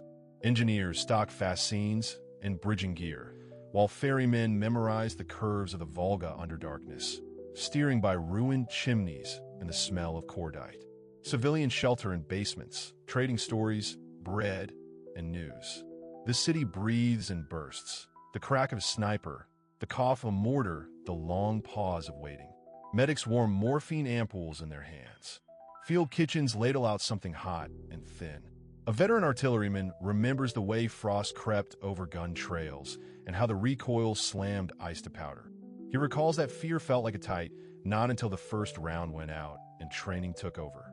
A Romanian infantryman remembers the endless wind and the sense that the horizon held more than weather. A German truck driver remembers the silence after a breakdown and the helpless shape of a stalled column against a white field. Command posts on both sides mark calendars. The ground is hard enough for movement. The sky promises low cloud and concealment. The city fights on, unaware that the battlefield around it has been set like a trap. In the last days before the storm, men clean weapons with numb fingers, check harness buckles, rub warmth into engines and horses, and look toward a line of steppe that seems empty. It is not empty. It is waiting. Cold air rolls in from the dawn. Snow grips the open steppe. Along the long Romanian sectors, the front is a line of foxholes, thin barbed wire, a few scattered strongpoints, and frozen wagon tracks that pass for supply routes. The German Sixth Army is locked in street fighting to the east, and the edges of its defense are handed to allies who lack tanks, anti-tank reserves, and winter clothing. On maps, it looks acceptable. On the ground, it feels fragile.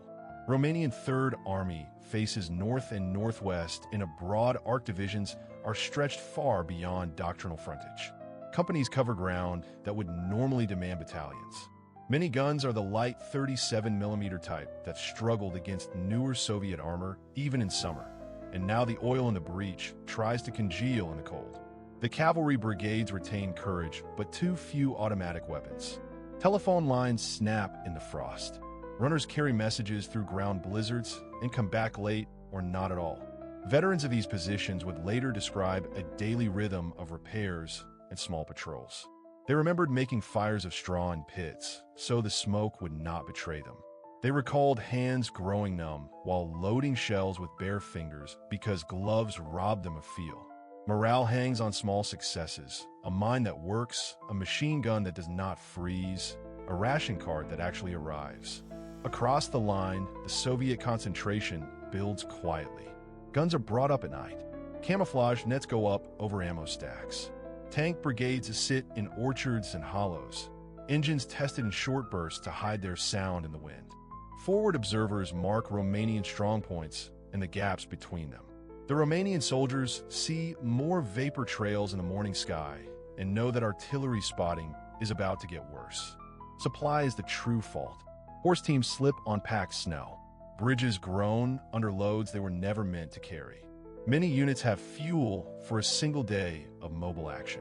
When local commanders ask for German anti-tank detachments, answers are cautious and delayed because reserves are already committed in the city. A sense of being alone spreads down the trench lines.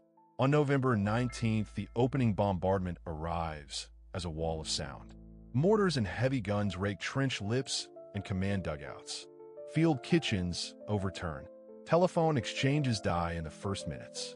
When the smoke clears in places, there is no one left to answer. Assault groups push into seams between companies, and these seams widen into lanes. Anti-tank crews fire until barrels glow and then must relocate on foot because horses bolt under shell bursts. By nightfall, the map begins to bend. Isolated strongpoints hold and send out red flares that no one can answer.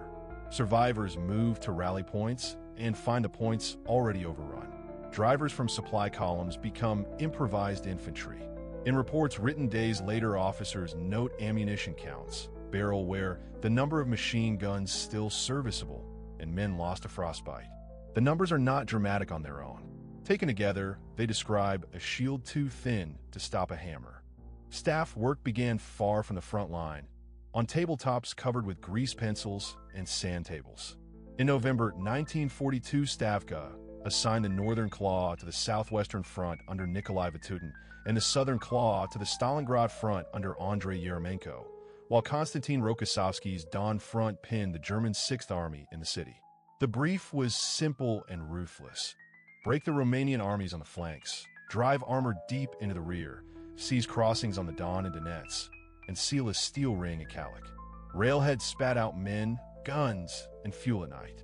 Rifle divisions hid in bakas. Tank corps massed hulls with straw and frost.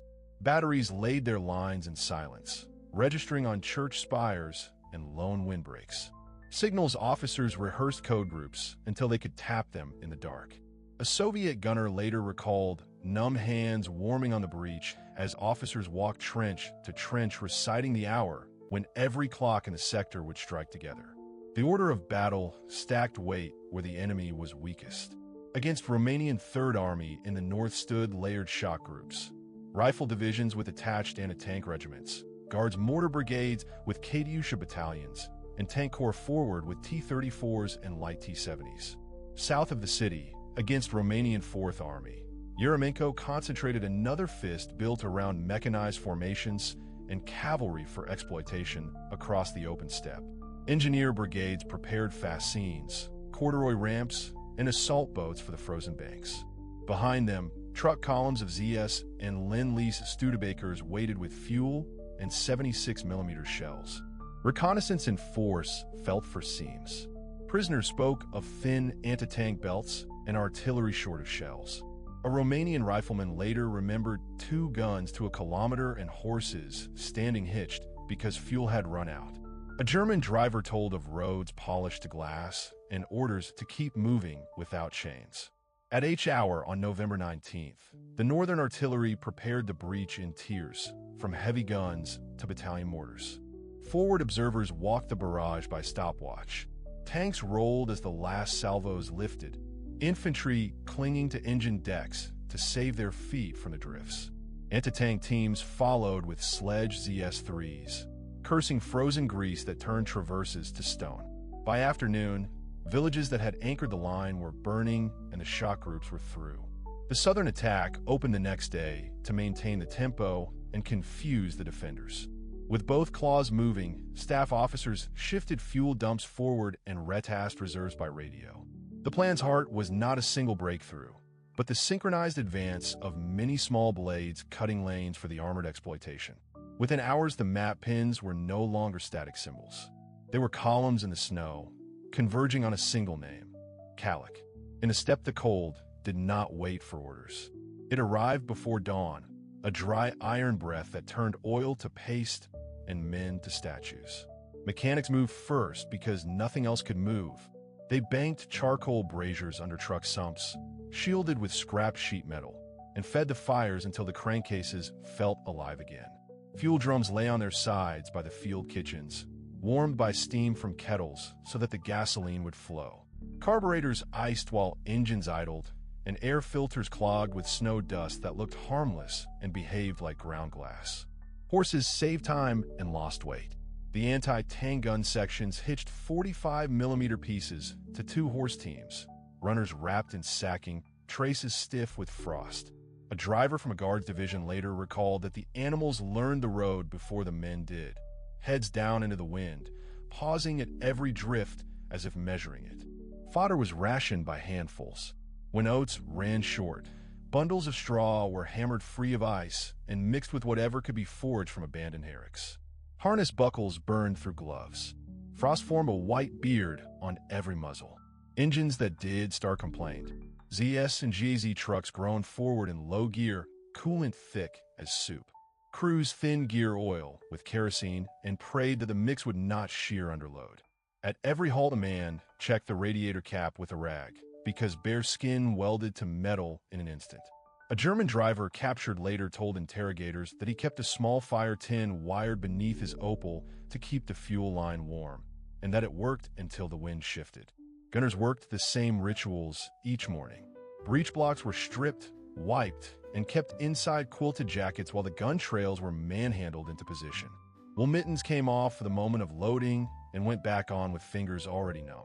A senior sergeant taught the new men to breathe across the optic and then wipe it dry, not to rub it warm and blind it with fog. Recoil cylinders were sluggish. The first round often cycled like a punch thrown underwater. After that, the metal remembered. The cold made discipline into logistics. Sledges moved faster than wheels. Rations arrived hot, or they were not food at all. Every march table included a margin for thawing, for refueling, for horses that balked at black ice. And when the pincer began to close, the men who had mastered the cold were the ones whose guns were already in line, whose teams were still standing, and whose engines, against reason, caught on the first try. First light crawls over the dawn as the wind straightens the snow into hard lines across the steppe. Guns are already in position, barrels rimed with frost, crews breathing steam into their mittens. Watch hands creep toward the hour, and the riverbank comes alive. From the tree line, the first salvos walk forward, heavy artillery thudding in a measured roll. Then the rocket batteries answer, a rising howl that shakes loose ice from branches. The dawn is no longer quiet. It is a layered wall of sound that pushes men into the earth. Across the river, the Romanian trenches flash and vanish in curtains of frozen soil. Survivors blink through powder smoke, trying to stand into machine gun positions that are no longer there. A Soviet anti-tank crew heaves its 45mm gun onto a sleigh, horses skittering on the glare. The sergeant taps the trail with a boot, checks the breech by touch, and waves the team on.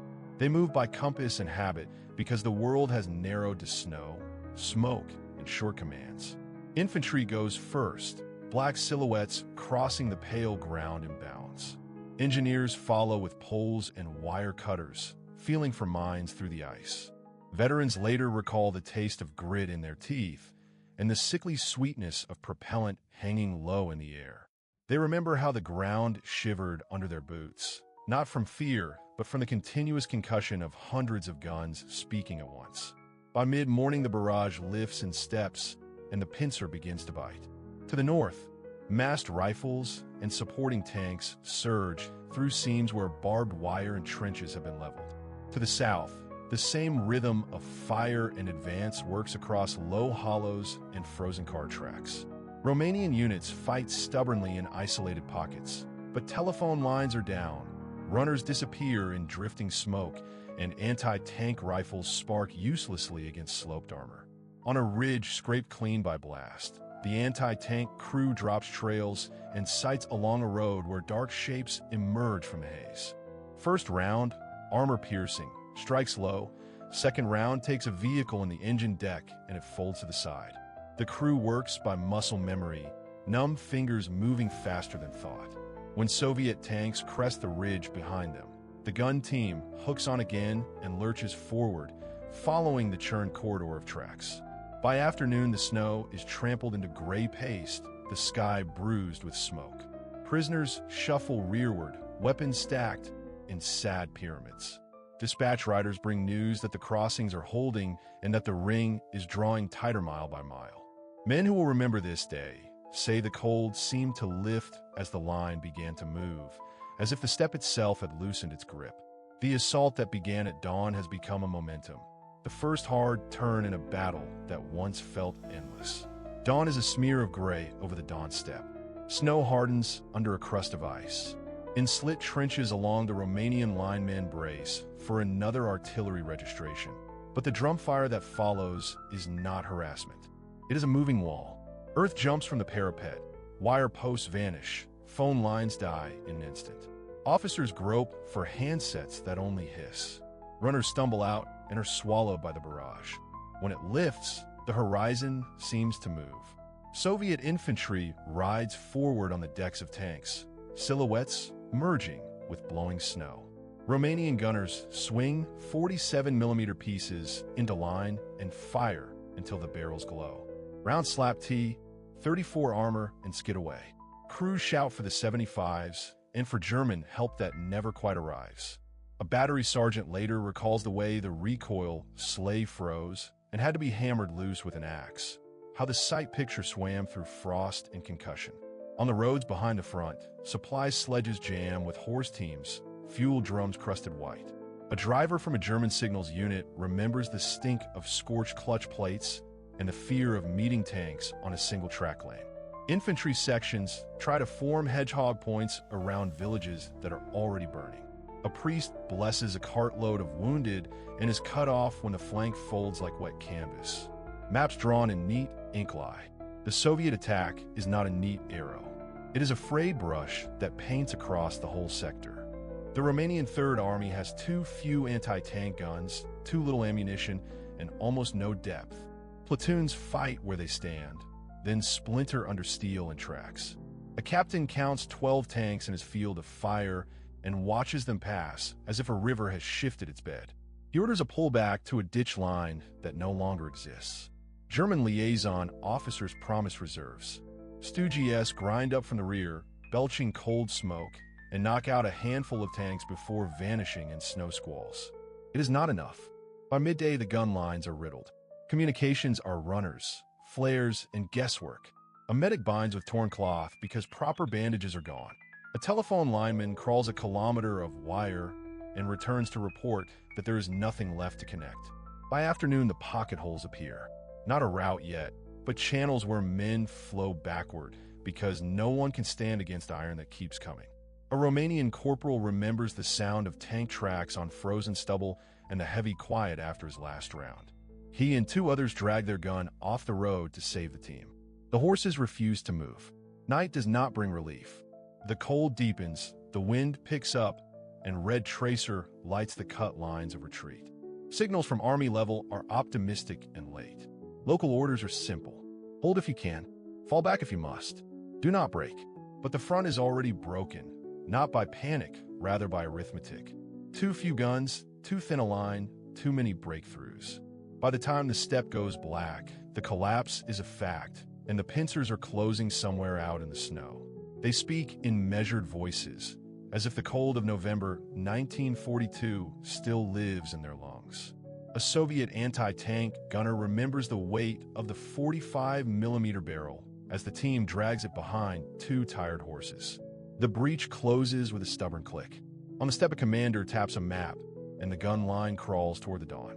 A Romanian infantryman recalls how the snow lifted when the first Soviet bombardment arrived at dawn on November 19th. Trenches crumble, phones go silent, the runner does not return. He sees tanks in pairs, infantry riding the hulls, and hears the rhythm of Katyusha rockets. Training promised depth, but on the flanks there's only distance and wind. A German truck driver remembers the smell of fuel and wet canvas as he fights the gearbox of an Opel Blitz. He is told to bring ammunition forward, then told to turn back, then told to find a bridge that no longer exists. The road to Kalik becomes a ribbon of stalled vehicles, horse teams, and men on foot who share one look of disbelief. The gunner learns to read the frost for cover. When the smoke thins, he sights low at the lead tank and aims for the track. The first shot ricochets, the second bites, the third jams. He clears the breach with numb hands while the loader mutters a prayer not found in any manual. They displace by dragging the trail through ruts glossy with ice. The Romanian helps pull a wounded sergeant along a trench that is now a shallow canal of slush. He does not hate the enemy. He hates the cold and the distance to the rear. When a line buckles, he runs until the breath burns and the world shrinks to the sound of felt boots on frozen earth. The driver reaches a crossroads at dusk on November 20th, idles in darkness, and listens to distant fire. Later, he sleeps sitting up with the engine running so the oil will not become stone. On November 23rd, the crossings close, the ring tightens, and orders turn into rumors. The gunner digs a shallow scrape and covers the barrel with a horse blanket. The infantryman counts the last cartridges and watches the sky for a resupply that never comes. The driver folds a map and joins a column that is already lost. Years later, their memories agree on two things. The air tasted of ash and iron. The steppe, once flat and endless, felt suddenly small. The gun waits under a crust of frost, wheels lashed with rope to keep the mud from swallowing them whole. The crew is 5 men and 2 horses, faces raw from wind that carries steppe dust and ice. They have marched since midnight, following a black ribbon of road toward the sound that rolls like distant thunder. Operation Uranus is in motion behind their backs, but their task is in front of them, where the flank is thin and the snow hides ruts and wire. Veterans describe grease turning to wax at 20 below. Breech blocks demand a glove rubbed warm against metal. The sergeant works the action again and again until it snaps true. The gun is a 76mm workhorse, low profile, hard to spot if the team keeps it crouched behind a hedgerow of frozen reeds. The limber carries armor-piercing and high-explosive shells. He sets the fuses by touch, counting the clicks through numb fingers. They haul forward at first light. A Romanian outpost burns on the horizon, black smoke torn flat by wind.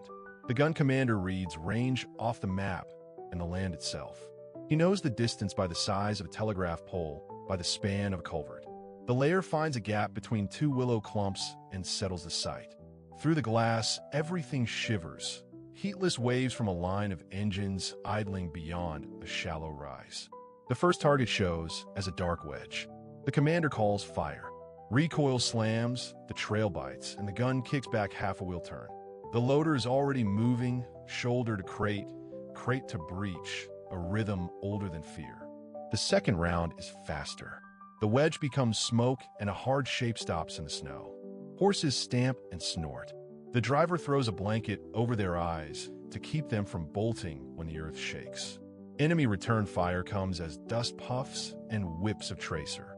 The gun duck walks to a new scrape, men shouldering spokes, boots skidding. They drill into crusted earth with a pick and lay brush over the shield. Veterans talk about sound more than sight. The crack of steel on steel, the thud of a near miss that sucks the air from your lungs, the sudden silence after a detonation when every man checks he is still whole. By midday, the road is clogged with abandoned carts and wrecked lorries. The crew pivots to interdiction. High explosive rounds walk along the ditch line, snapping axles and scattering infantry. A German truck tries to run the verge and nosedives into a frozen drain. The assistant gunner keeps count in a small notebook penciled with stiff hands. For armor piercing, 9 high explosive, then a lull while the horses drag up more crates. Snow begins again, fine like ground flour. The commander rotates the sight drum, hunts for new movement. A staff car slashes across the rise, too fast, too clean. The layer leads it and sends a round that bursts in front, showering glass. Men spill out, small figures against a great white field. They disappear into a fold and do not come back. Toward evening, the wind drops and the cold deepens. Orders ride up from the rear. Hold the road until dark, then advance to the bridge. The crew checks the trail pins, wipes frost from the quadrant, feeds the horses a handful of oats. They do not speak about fear. Veterans say you speak about the next task, the next 100 meters, the next round on the fuse key. The steppe is wide. The circle of encirclement is narrowing, and the gun must march again. Calic woke to a hard frost and low cloud on November 23rd. Dawn River mist clung to the bridge trusses, turning steel white and slick. Along the eastern bank, the lead elements of two Soviet tank corps felt their way forward, engines coughing as frozen oil thickened in the sumps. Tracks bit into the Rhine and through ice like shrapnel. For 4 days the pincers have been closing. Now the hinge at Kalach would decide the shape of the war on the Volga. Traffic still moved on the western approach. German supply trucks idled, exhaust pooling in the cold air, drivers stamping their boots and watching the river. Stragglers from Romanian units drifted in, rifles slung low, faces chapped by steppe wind. A veteran driver later remembered the smell of singed clutch and cordite and the feeling that maps no longer matched the ground. On the east side, a Soviet gun crew unlimbered a 76mm gun by hand, breath coming in white bursts. The layer wiped frost from the sight drum with a mitten and found the far span.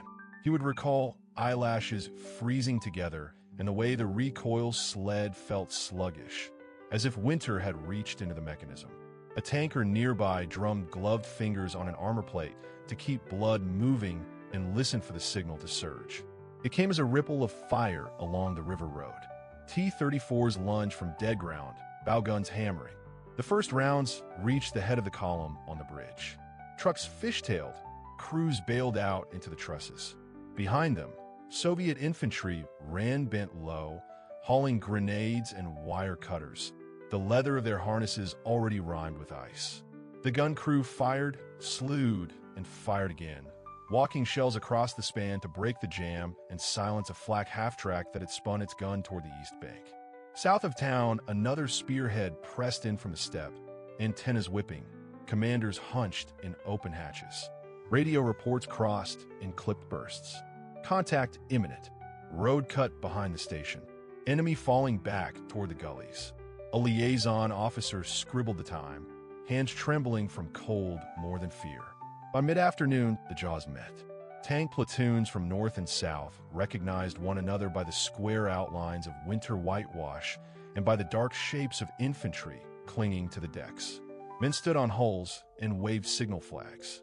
The bridge still stood, scarred and smoking, but the road network west of the Don was now a funnel, and everything inside it bore the weight of encirclement. In Kalach cellars, civilians listened to the rumble become a constant. On the riverbank, the gun crew stacked empty cases and felt the numb ache of hands starting to thaw. Far to the east, in Stalingrad, radios crackled with messages that spoke the new word of the day. Kessel, the ring had closed. Snow blows through broken windows and settles on ledge and stretcher alike. The ring has closed, and the city breathes like an animal under ice. Each morning begins with the same ritual of counting. Cartridges, bandages, matches, calories. A German medic remembers the taste of iron in the air at Potomnik. The way men pressed toward the transport doors not from cowardice, but from a mute calculation of survival. Load the worst wounded first. The officer calls, and the crowd surges, then stills as Soviet shell bursts walk closer across the runway. The airlift arrives and fits and shivers, far below what the army needs. Sacks of flour, morphine, a crate of radio valves, sometimes only mail.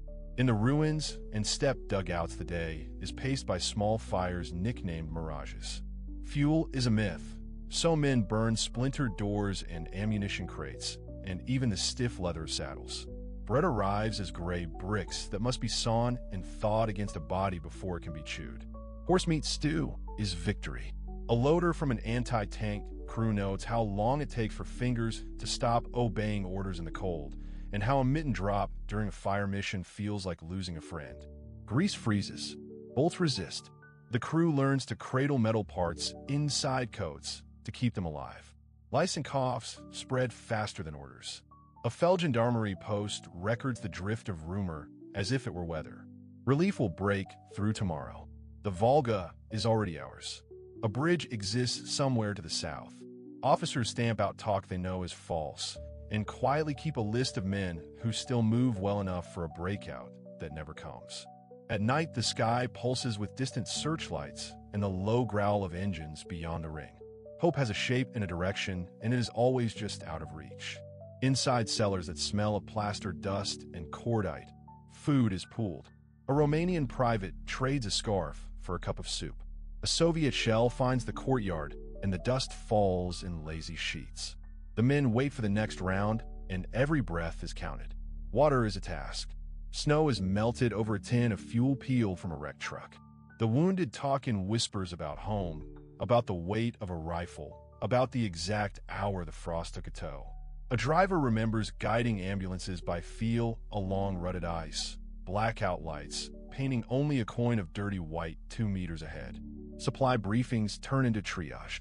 Artillery listens to its own hunger and fires by habit more than plan.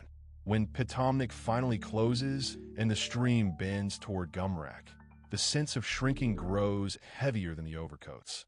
Panic visits in short, bright flashes, and then drains away, leaving a practical calm. Count again. Cut a new stove vent. Strip a cable for wire. Mark the map with a pencil stub. Survive this hour, then the next. The Kessel breathes, tightens, and waits.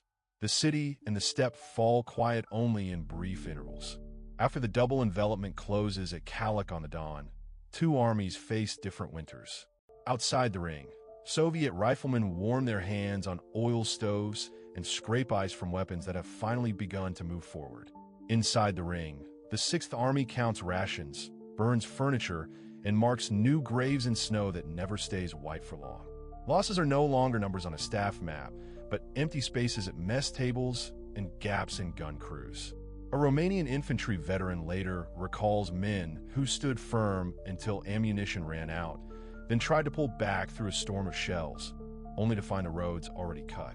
A Soviet anti-tank gunner remembers oil thickening like tar and the way the piece kicked on frozen ground when a round finally left the tube. A German driver speaks of batteries wrapped in blankets, of horses falling in harness, of fuel promised and never arriving. Each memory is a fragment. Together they draw a hard border between hope and the arithmetic of survival. The reckoning builds day by day. Air supply proves a promise beyond physics. Flights land or crash, and the tonnage never meets the daily need. Wounded men pile up in cellars that stink of disinfectant and smoke. Field kitchens serve thin soup and a silence that no speech can lift. Command posts argue over breakout plans while the ice on the Volga bears new traffic and new artillery. Relief thrusts probe and fail. The ring compresses. The steppe takes more dead. Myths grow even as the pocket starves. Some insist that a decisive flight of transports will turn the ledger. Others claim that the encirclement is only a temporary bend of the front. The men who carry stretchers know better. They read the truth in frostbitten hands and in the weight of bodies that feel lighter than they should. When a surrender comes in stages, it is not a climax, but a depletion. Columns shuffle into captivity in January and early February. Few will ever return. The scale of loss breaks the frame of earlier campaigns. Yet beyond the tragedy, the tide has turned. The Red Army holds the initiative, and Axis allies on the flanks understand the cost of thin lines and overextended plans.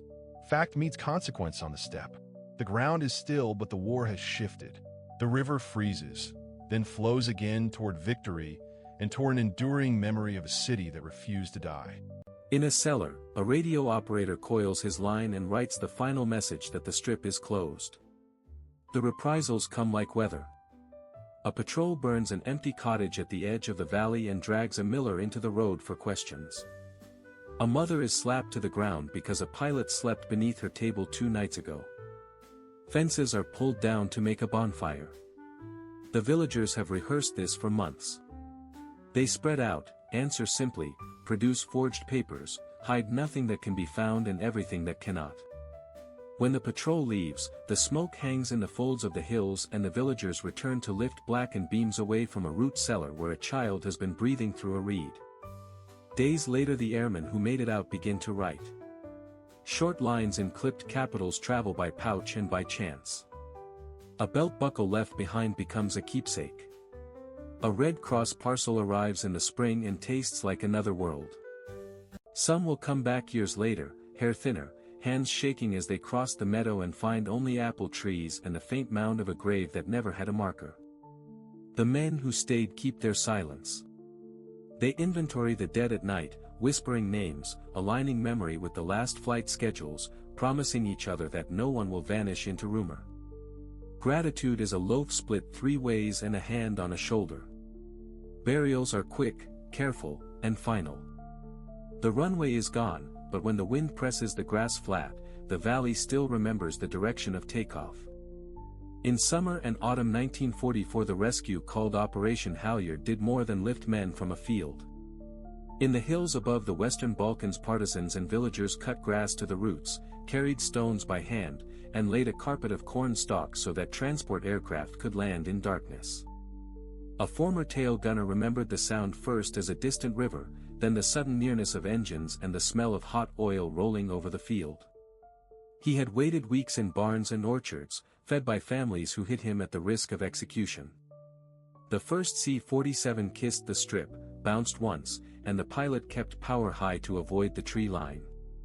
Loads were light, rifles and boots were heavy, and every minute on the ground felt like a theft from fate. Over several nights more than 500 Allied airmen were lifted out.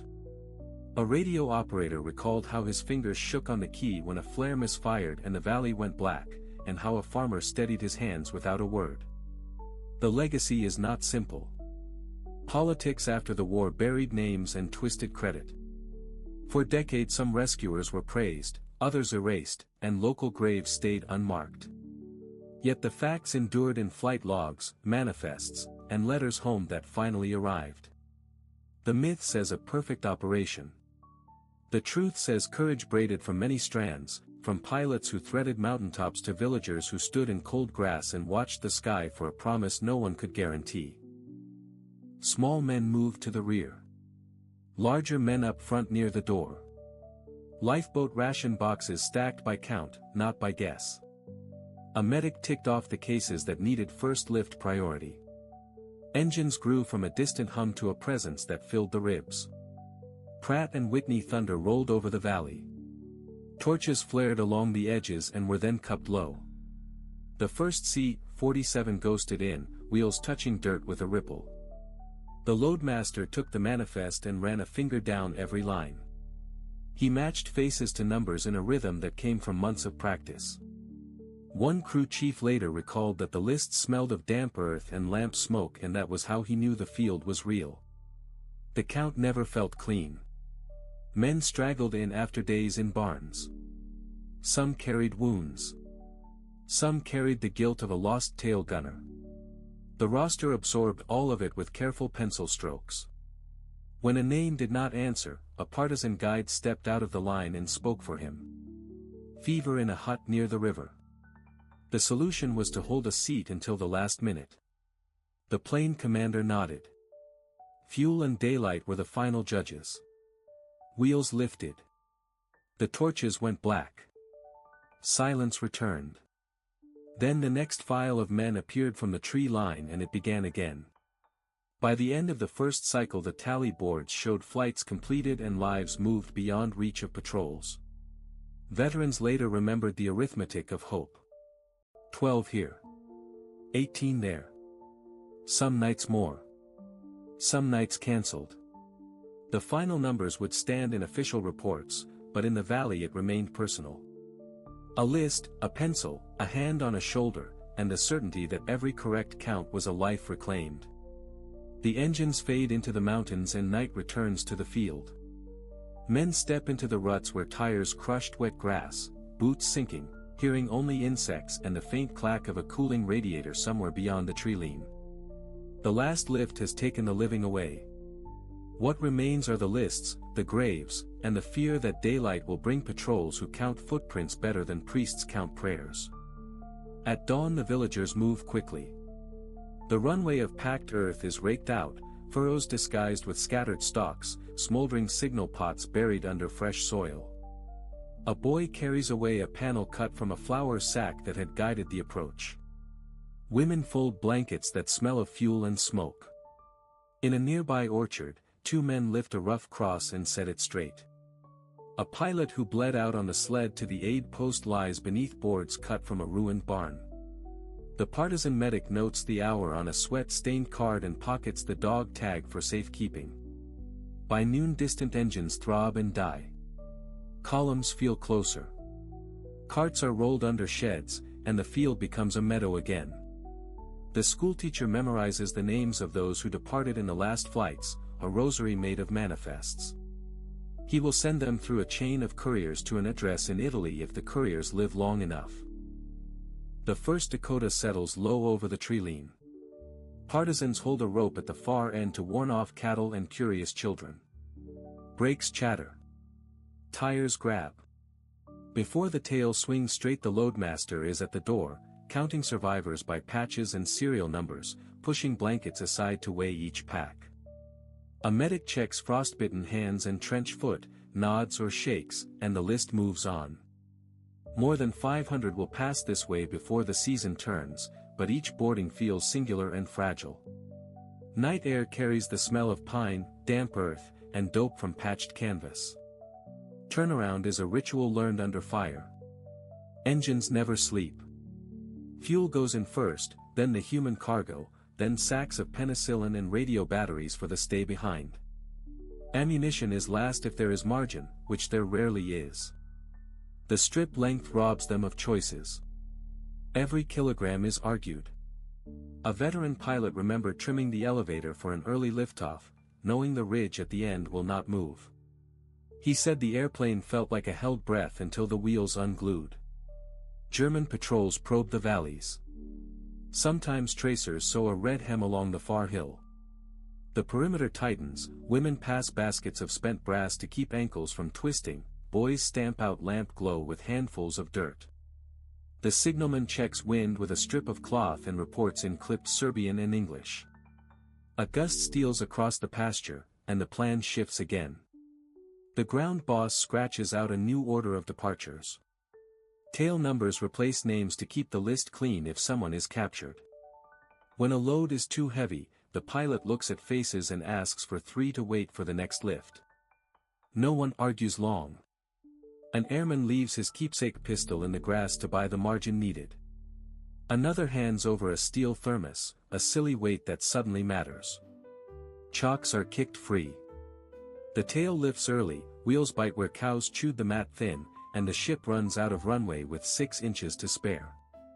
In the dark, 100 people exhale together, then reach for the next can of fuel.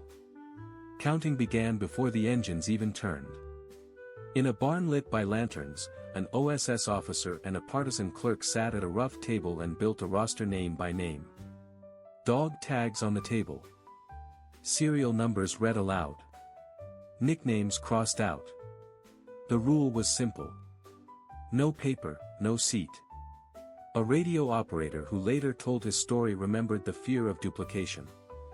2 Smiths from different crews. 1 Miller who used his middle name since Sicily. The pencil paused with every uncertainty because a wrong mark could leave a man behind. On the hillside the runway crew finished brushing the clay and corn matting. Smoke pots waited. When the code came in, the clerk folded the manifest into a breast pocket and the column formed. Country roads. No talking. At the strip, a flight sergeant checked the roster against a fresh chalkboard. Weight mattered. A Dakota could not lift sentiment. Days settle into a rhythm of hiding, listening, and moving. An OSS radio somewhere up the ridge stutters at set hours, mast disguised as a poplar. The message, when it comes, is short and dry. Weather favorable. Prepare sight. The men practice the recognition panels, chalk marks, and hand signals that will call a transport in from black sky to blacker earth. They whisper aircraft loads and sequence numbers as if they are prayers. Hunger sharpens everything. Corn is boiled until it bursts, plums are pitted and dried on roof slats. A grounded navigator teaches a boy how to read a compass. A gunner with a burned shoulder wraps his arm in linen soaked with a village remedy and digs a drainage ditch because it lets him stand straighter. They measure time by the patrol schedule, by the angle of shade against a ruined wall, by the steady patience of people who have lived under occupation for years. At dusk they reach the meadow. Men and women crawl on hands and knees, lifting stones, cutting roots, rolling woven mats to make the ground less cruel. Smoke pots and torches are hidden under blankets, ready to bloom in a pattern only a C-47 crew will recognize. The valley becomes sound. First the crickets, then an answering hum that gathers like thunder in a tunnel. Faces tilt upward. Hearts pound against dirty shirts. The lights come alive in the agreed order. The transport drops a wing and settles, tires hammering, tail wagging as it fights ruts and slope. The wind from the props flattens the grass and throws straw into eyes. A crew chief leans out and counts with his fingers. Men run bent double, guided by hands on their backs. A villager presses a small icon into an airman's palm. An OSS sergeant checks a manifest by touch in the dark. Then they are aboard, crammed, shaking, smelling oil and canvas. A final flare hisses out. The pilot hauls the plane down the strip, lifts a fraction too late, clears the tree line by a breath. The meadow shrinks, torches wink away, and the valley returns to the night. In the din, stomachs still empty, the airmen finally let themselves believe that the long wait has ended. Engines cough to life before the stars have shifted. The strip is a narrow scar across a mountain pasture, rolled flat and matted with corn stalks. OSS men and villagers haul jerrycans of 100 octane from mule carts, hands stinging from cold metal. Fueling is done with funnels and cloth filters, no light but hooded lamps and a sliver of moon. A pilot from a previous run described the ground as a barn floor that fights back, rutted and short, the kind that punishes late decisions. Crew chiefs talk through weight and balance by touch and habit, chalking figures on a tailgate while the engines drum for time they do not have. One remembers counting days by the sound of church bells and the rhythm of hunger. Another remembers a hand pressed to his shoulder as he limped past a German poster promising rewards for pilots captured alive. They do not sleep. They rehearse the path to the strip, the order of boarding, the rule against running until the final signal. Tight timelines crush every decision. The moon will be gone in 20 minutes. The wind has swung to the north, bringing a drift of ground fog and the metallic taste of coming rain. The radio finally cracks with the prearranged phrase group. Lanterns are hooded twice to shape the alignment. A torch is dragged along the far edge so the pilots can read depth. Everyone knows the Luftwaffe has flown reconnaissance at dawn. If the planes are late, the field will become a map reference and a firing range. Boot steps rise from the gully. The nearest sentry signals with a palm. Two figures move along the hedgerow, then a third. The patrol pauses, listening. A dog whines and is hushed with a kick. The villagers freeze, hands pressed to tools that are not weapons. The OSS man murmurs a change to the timing, pushes the transmit key, and lifts his eyes to the eastern stars. Engines arrive as a vibration before sound, a dull tremor that hardens into the steady beat of twin cylinders. The first Dakota ghosts over the treetops, flares, and drops onto the rough strip with a bounce that tastes like iron. The airmen break from cover and count steps in the dark. For a moment the night seems to tilt. Then the loadmaster is there, hauling, counting, shoving. The pilot rides the brakes. The patrol is closing. The second aircraft is on final. The timeline holds by the width of a breath. They wake before the roosters, aching with hunger and the weight of borrowed boots. The air is damp, a Balkan dawn that smells of smoke and cut hay. A villager slips in with dark bread, a ladle of thin soup, and a tiny triangle of cheese saved for a stranger in a torn flight jacket.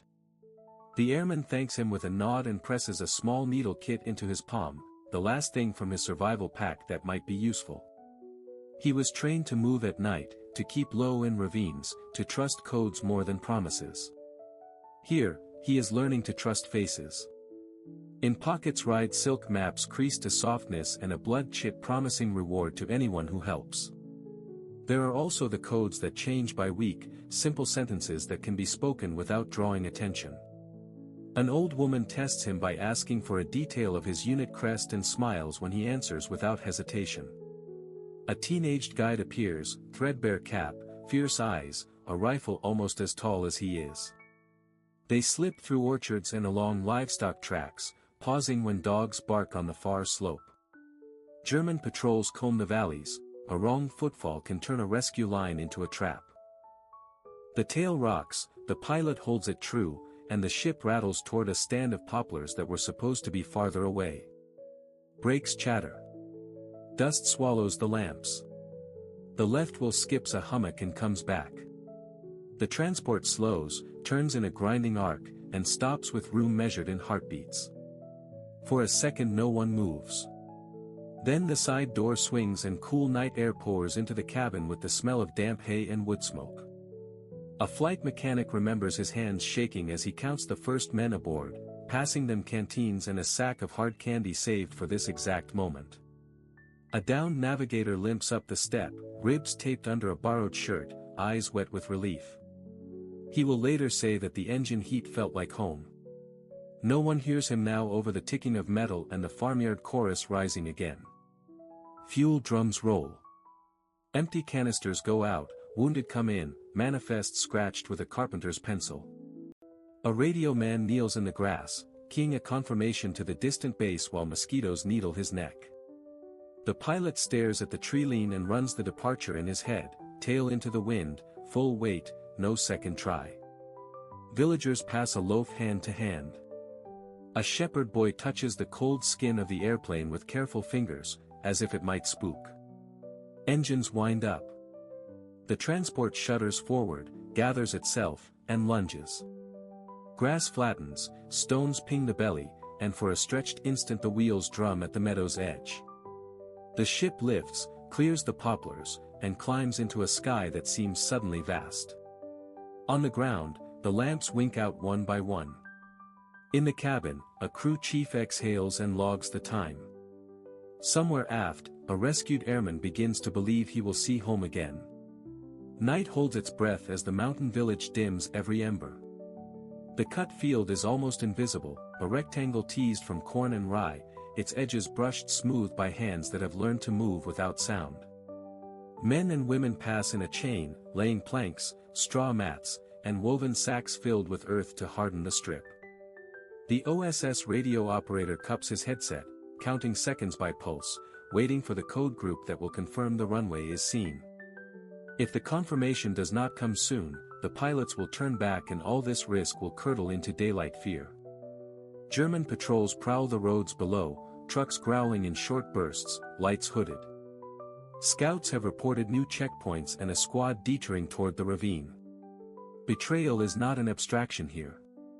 Refugees carry rumors like splinters. A neighbor disappeared after speaking to the wrong stranger. A boy brags about a pistol he has never fired.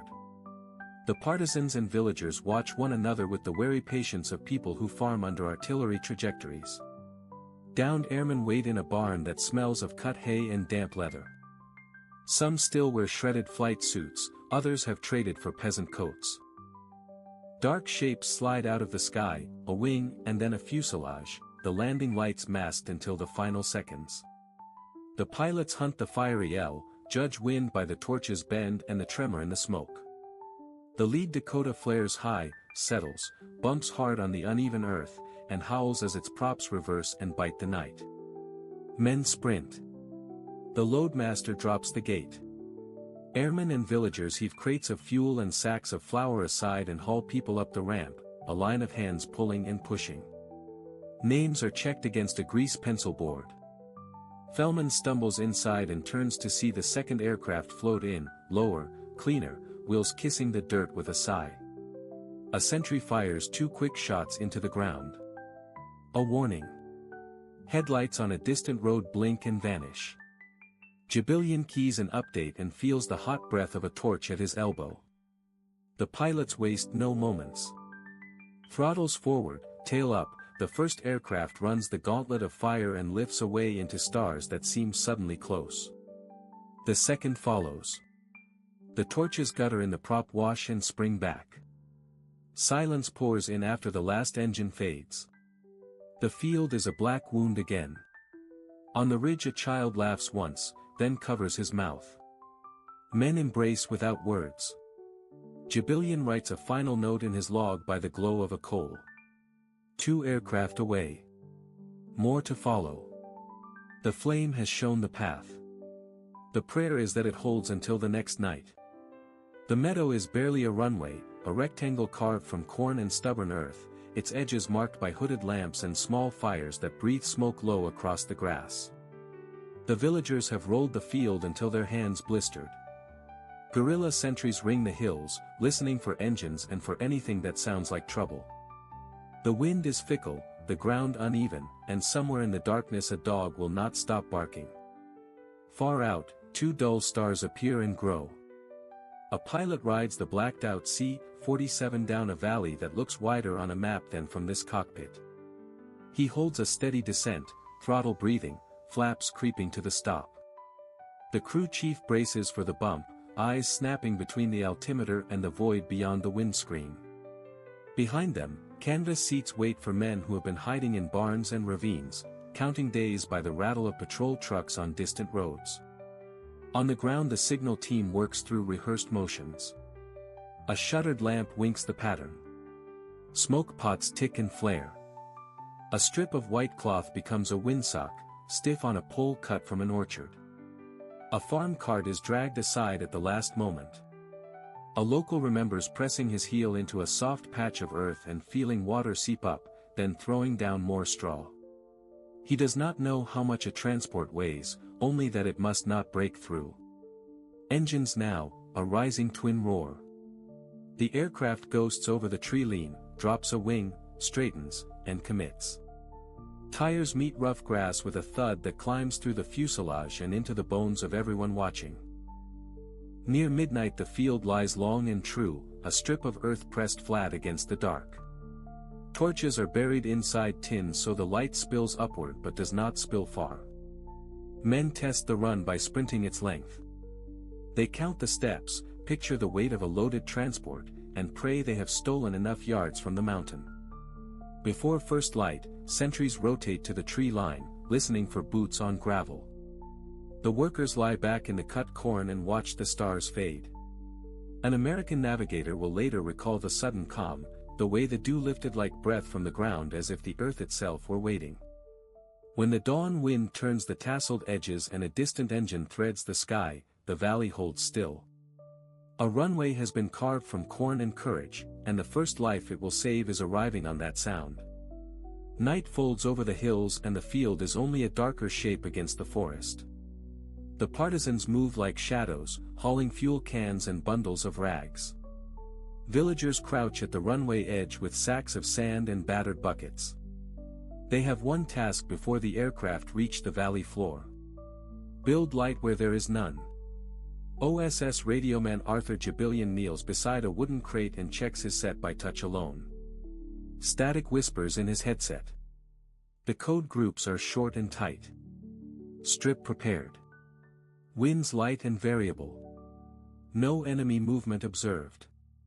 He thinks of the men hiding in barns and caves along the ridges. Downed airmen who count time by hunger and fear. They need engines in the night and a line home cut through the dark. Kerosene steals heat from the hands as the rags are twisted into torches. Partisans set them along the rough earth in a long L that marks the landing path and the flare of rollout. Others ready smudge pots for the dawn if the mission pushes past the edge of night. The air is still. A dog barks far away. In the tree lean, sentries cock their heads to the north, where German patrol roads snake between hamlets. A senior Chetnik guide nods once. Light them. Flame climbs the cloth and licks at the wind, unsteady, then steady. The runway appears as two necklaces of fire. The villagers step back, faces orange, eyes on the slope where the aircraft must appear. Jibillion taps the key and sends the signal to commit. Then the waiting begins. Every second is risk. Fire means hope and also target. Sergeant Richard Fellman remembers the taste of smoke in the air as he waited near the field, his jacket stiff with dust, boots tight over swelling feet. He had seen the torches from a ridge the night before and thought they were stars fallen to earth. The guides pushed him and the other airmen to the edge of the strip with low voices and firm hands. When engines come, move. When wheels touch, run. The first sound comes as a rumor. Then the valley fills with it, a layered thunder that quivers in the chest. 2 C-47s in trail, maybe 4, maybe more. A landing gear thumps a hidden lump of earth, a tire wobbles, and the pilot rides it out on skill and luck bought by 100 quiet hands. By the last lift a ledger's worth of men have risen from these hills. The network collapses back into ordinary life. The scythes return to hay, the lanterns to kitchen shelves. Years later veterans remember the taste of plum jam, the ache of climbing in borrowed shoes, and the way a line of villagers stood silent in the dark, not waving, not asking for thanks, only watching until the valley swallowed the sound of the plains. The job begins at dusk, when the heat finally lifts from the valley and the mountains fall into a blue hush. Men and women pour out of the stone houses carrying shovels, hoes, and scythes. They move in lines through a waist-high sea of corn, cutting clean swaths toward a meadow the maps call a field and the pilots will soon call a runway. Chickens scatter. An ox snorts in its yoke. Somewhere beyond the ridgeline, a German patrol road shivers with engine noise, too distant to place, close enough to hurry every hand. An OSS team leader walks the ground with a compass and a measuring tape knotted at regular spans. He counts his paces, scratches stakes into place, and marks the approach with strips of fabric torn from sacks. Airmen hiding in the hills drift down at last light to help. Some have boots, some only torn shoes wrapped in cloth. They fall in beside villagers without ceremony. An American gunner later remembered the rhythm of those blades and the way the villagers saved the last of their breath for work, not talk. By lantern and moon, the corn comes down. Stalks are piled off the center line and lashed into low walls to catch gusts and keep the soil from drifting. Boys rattle wagons over the stubble. Older men drag a heavy wooden roller back and forth until the earth feels tight underfoot. A farmer with a face like weather brings his oxen and leans his whole weight into the traces. He will tell his daughter years later that the animals seemed to understand they were pulling for more than hay. The ground crew spreads white cloth along the touchdown marks, then darkens it with dirt until it becomes a muted guide, visible from the air yet invisible from the road. A radio man checks his set, tests a hand lamp, and times the intervals for the signal code. He keeps a finger on his watch as if seconds were nails holding the night together. There are setbacks. A sinkhole collapses under the roller and swallows a man to the waist. They haul him out laughing to hide their fear and fill the wound with brush and stamped clay. A sudden wind rolls off the ridge and lifts dust into their eyes. They turn their backs, blink it clear, and keep leveling. Someone starts a pot of thin soup. It tastes of smoke and salt and it warms the hands enough to grip a tool again. By the time the messenger reaches Bari, rumor has become route and code. The briefers repeat the essential truth: the airstrip does not yet exist, but it will by nightfall. The Balkans are waiting with a runway made of trust, and the plan, finally, is to believe them and arrive. The network begins with a knock on a farmhouse door and a breath held in the dark. In the hills of western Serbia, far from any airfield, families pass word from well to well and from pasture to churchyard. A pilot with burned hands is led across a threshing floor and into a hayloft that smells of cut clover. A grandmother presses black bread into his palms. "You are safe here," she says without words, and points to the ladder. By summer 1944, hundreds of Allied airmen are drifting into these valleys after raids on the Ploiești oil fields. German patrols comb the roads. The villagers move faster. Children carry messages folded under shirt collars. A shepherd swings wide with his flock to screen a column of strangers. At dusk, a schoolteacher traces a route on a cracked map and hands it to a partisan guide. The men of the local Chetnik detachments post lookouts on the ridgelines, counting truck engines echoing through the gorges. Names ripple quietly through the system. General Mihailovic, whose units hold the hills. George Musilin of the OSS, who slips back in with a radio. Arthur Jabillion, the young radioman, hunched over a set hidden beneath a burlap sack while the room hums with flies. They listen for Bari and answer with coordinates written on the back of a cigarette packet. The reply is short and precious. Hold. Airlift approved. Holding is the hardest task. The villagers share their winter stores in August. Cheese is wrapped in leaves. Plums are boiled into jam for calories. A tailor stitches trousers from homespun to hide uniforms. A priest keeps a ledger of names so families can write to mothers later. The ledger is tucked under floorboards when the nearest garrison sends a sweep. Night after night the guides move in files of 4. They step on stone where they can to hide prints. When a river must be crossed, the tallest wades first with a rope at his waist. On the far bank an airman stumbles and a farmer catches him by the collar with the same quick hand he uses on a runaway calf. Dawn finds them in an orchard. Bees drum in the hives. A boy brings a dented kettle of chicory brew. The runway is a pasture called Galavica near Pranjani. It looks impossible. Men cut the grass with scythes. Women carry armfuls of woven mats to smooth the ruts. A cart breaks a wheel and the blacksmith works until his shirt is translucent with sweat. Smoke pots are placed, lanterns tested, signal panels laid out in a hard white X. Engines arrive before the eye admits it. The first C-47 drops into the valley like a barn door with a soul. Airmen sprint from hedges with manifest slips pinned inside their shirts. Villagers line the edge of the field and keep count with their lips. The cost is real. Villagers face searches. Guerrillas move camps. Graves appear where no one wants them. Yet the memory persists in letters, in reunions, and on a lonely ridge where the wind still crosses a field that once held a line of fire to guide strangers home. Night maps litter the OSS desk like fallen leaves, pencil lines running across the Balkans where mountains fold into darker mountains. The first reports are scraps carried by static, downed American airmen hiding with villagers in western Serbia, German patrols on the roads, and a resistance network that moves by whispers and moonlight. Names surface and sink in the radio hiss. A meadow near Pranjani.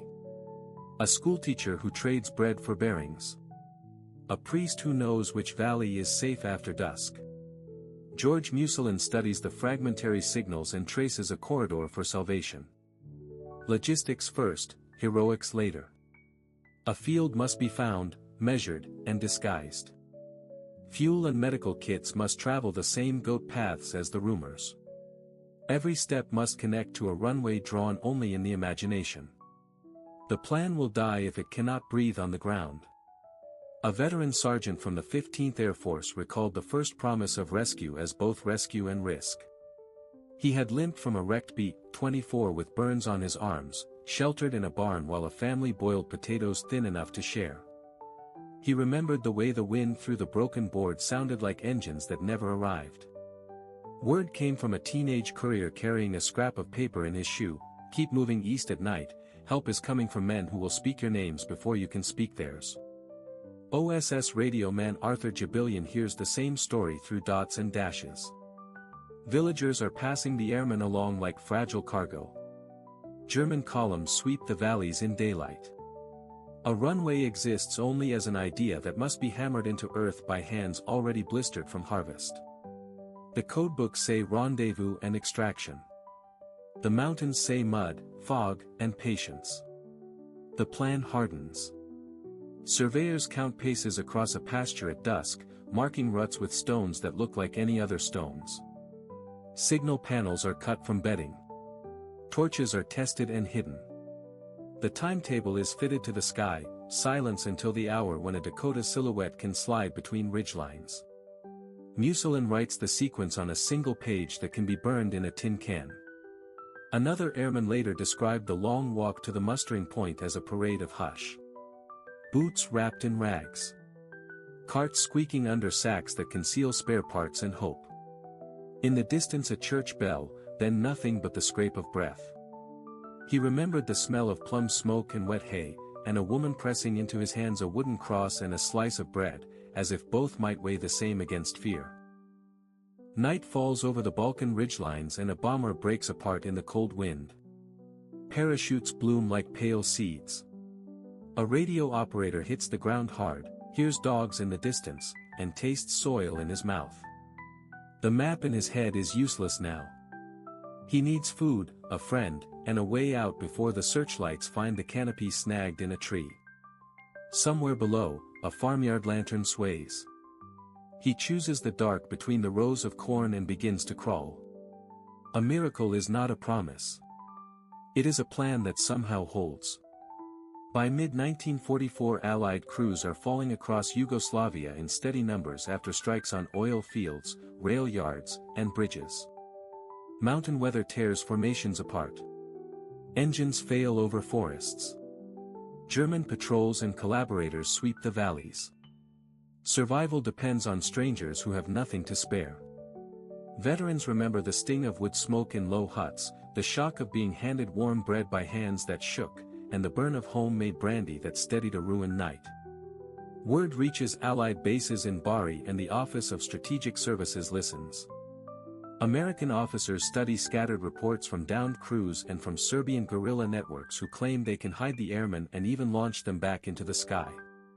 The plan forms at the edge of possibility. Build a landing strip in the hills. Bring transport aircraft in at night. Leave no trace by dawn.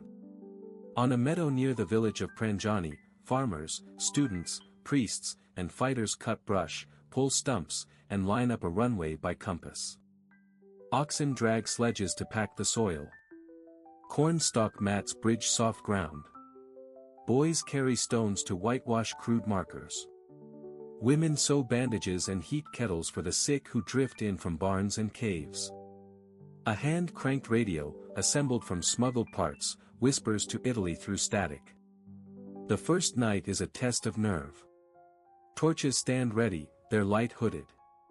Signal sheets are laid out. The hillside is silent but for insects and the click of a watch. Then the valley begins to tremble. Dakota transport aircraft descend between black walls of mountain. Wheels touch and bounce. Brakes chatter. Men spill from the fuselage rolling fuel drums and sacks. Others load the first group of airmen, thin, bearded, eyes ringed by exhaustion and relief. Every minute matters. German columns probe roads not far away. Betrayal is a constant rumor. Families pass food up the line without speaking. A chaplain notes names for a manifest so parents will know their sons live. Mechanics check tires by feel. Pilots walk the strip with a lantern cupped in a hand. The takeoff is a leap at the stars, the runway falling away with inches to spare. Flights repeat through late summer and into autumn. Crews who were lost are counted again, this time against a different horizon. More than 500 Allied airmen leave those hills alive. Many return to duty. Some carry a photograph of the people who fed them when they had nothing to trade but trust. White presses in from every side. Wind scrapes the ridge clean and leaves a skin of ice on the world. At -15 degrees Celsius, the air bites faster than a blade. Breath blooms, hangs, hardens. Eyelashes lock together. Fabric stiffens. Every step sounds too loud on granular snow, a crunch that feels like a flare. Hands lose the fight first. Fingers swell, then dim. The mind says load, adjust, check, but the joints turn stubborn and wooden. Fine tasks crawl. A canteen cap refuses to turn. A buckle jams. The trigger guard feels like a trap of iron. Skin kisses metal and tries to stay there. The squad halts in a shallow fold in the ground. The map is a board. Corners crack when bent. Pencil lead shatters. The compass needle shivers, less from magnetism than from the tremor in cold wrists. Words are hard to form. The jaw aches. Even silence has weight. Cold does not shout. It drains. Calories leak into the wind. A fit body becomes a slow fire that will not catch. Vision tunnels. Judgment narrows. Routes that looked safe in daylight turn treacherous under blown spindrift. A creak that seemed solid size under a boot and groans awake. Metal turns against its owners. Oil thickens into glue. Bolts drag. Springs feel brittle, as if a single cycle could snap them. A sight window fogs, clears, fogs again, never truly clean. The more a hand tries to wipe it, the more ice paints its edge. Batteries die without a sound. The radio that worked at the trailhead now croaks once and falls quiet. The backup set is no better. Thumb turns a dial that does not answer. The antenna is a frozen whip that transmits nothing but cold. Someone tries a fire. Gloves come off. Dexterity is gone. Matches stick. A spark lands, then smothers. The wind rolls in low, steady, uncaring. The squad builds a wall of packs. The wall fails. The second spark holds, a tiny orange eye that begs for breath. Feed it too hard, and it dies. Feed it too slow, and it starves. Patience wrestles with pain. Time stretches. Minutes feel like a march. Feet throb in waves that mean danger. Toes numb, then burn, then go quiet again. Quiet is not mercy. Quiet is the cold finishing its work. Movement returns only in discipline. Rotate tasks. Stamp, flex, breathe. Layer and relayer. Share heat. Share calories. No heroics. Only procedures that look dull and save lives. Check partners for waxy skin and glassy eyes. Check your own face in a shard of ice and admit what you see. The ridge holds. The squad holds. The wind keeps its counsel. Somewhere far off, the war still rages. Here, for now, the enemy is a number on a thermometer and a force you cannot see. It will not charge. It will not retreat. It will wait, and it will win if you let it. Breath hits the air and turns to a glittering mist that steals heat from the mouth and lungs. Every inhale razors the throat. The first minute is a shock, the kind that narrows the world to the sting of cold and the rasp of fabric over frozen skin. The body clamps down blood vessels and fingers and toes to keep the core warm. Heat withdraws from the perimeter like a panicked retreat. By minute 2, a soldier learns the truth about wind. The breeze is not a breeze. It is a blade that finds gaps in cloth and armor and slides along the spine. Eyelashes frost. Sweat from a previous march becomes an enemy. Thin crystals setting in the collar and along the back where the pack pressed fabric to skin. Moisture is a thief. It robs warmth fast and without mercy. Hands fail first. By minute 3, glove liners that felt thick now feel like paper. Fine tasks become clumsy. A buckle resists. A tab slips. The brain sends orders, but the fingers are blunt tools. Numbness creeps from the tips toward the knuckles. Pain sharpens, then fades into a dangerous quiet. Frost nip is not dramatic. It is a silent closing door. By minute 4, the face tightens. Cheeks lose color. The nose stings, then dulls. Speech slows. The jaw feels heavy. The tongue misbehaves. A canteen cap that would spin off in summer locks solid. The metal bites. If a soldier forgets to keep water upside down, the ice forms at the mouth first and turns a drink into a block. Small mistakes multiply when the cold is a constant pressure. Minute 5 attacks the mind. Thinking takes effort. Plans that were clear turn foggy. The body shivers to make heat, but shivering is work and work burns fuel. The appetite hides even as the need for calories surges.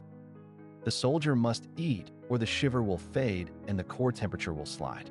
By minute 6, the cold hands the soldier a list of costs. Batteries sag. Screens dim. Plastic stiffens. Fabric that should flex turns to cardboard.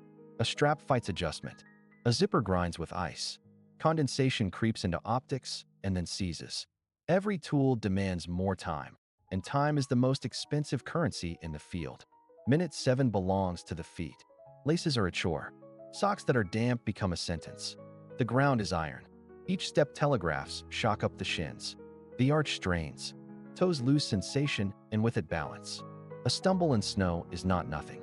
It is a fall that packs more snow into open cuffs and cuffs become funnels. By minute 8, the soldier learns to move like a machine. Motions must be deliberate. Waste nothing. Touch nothing metal with bare skin. Keep the core dry. Breathe through fabric. Guard the hands. Guard the feet. Guard the mind. At minute 9, the cold is not a setting. It is a combatant.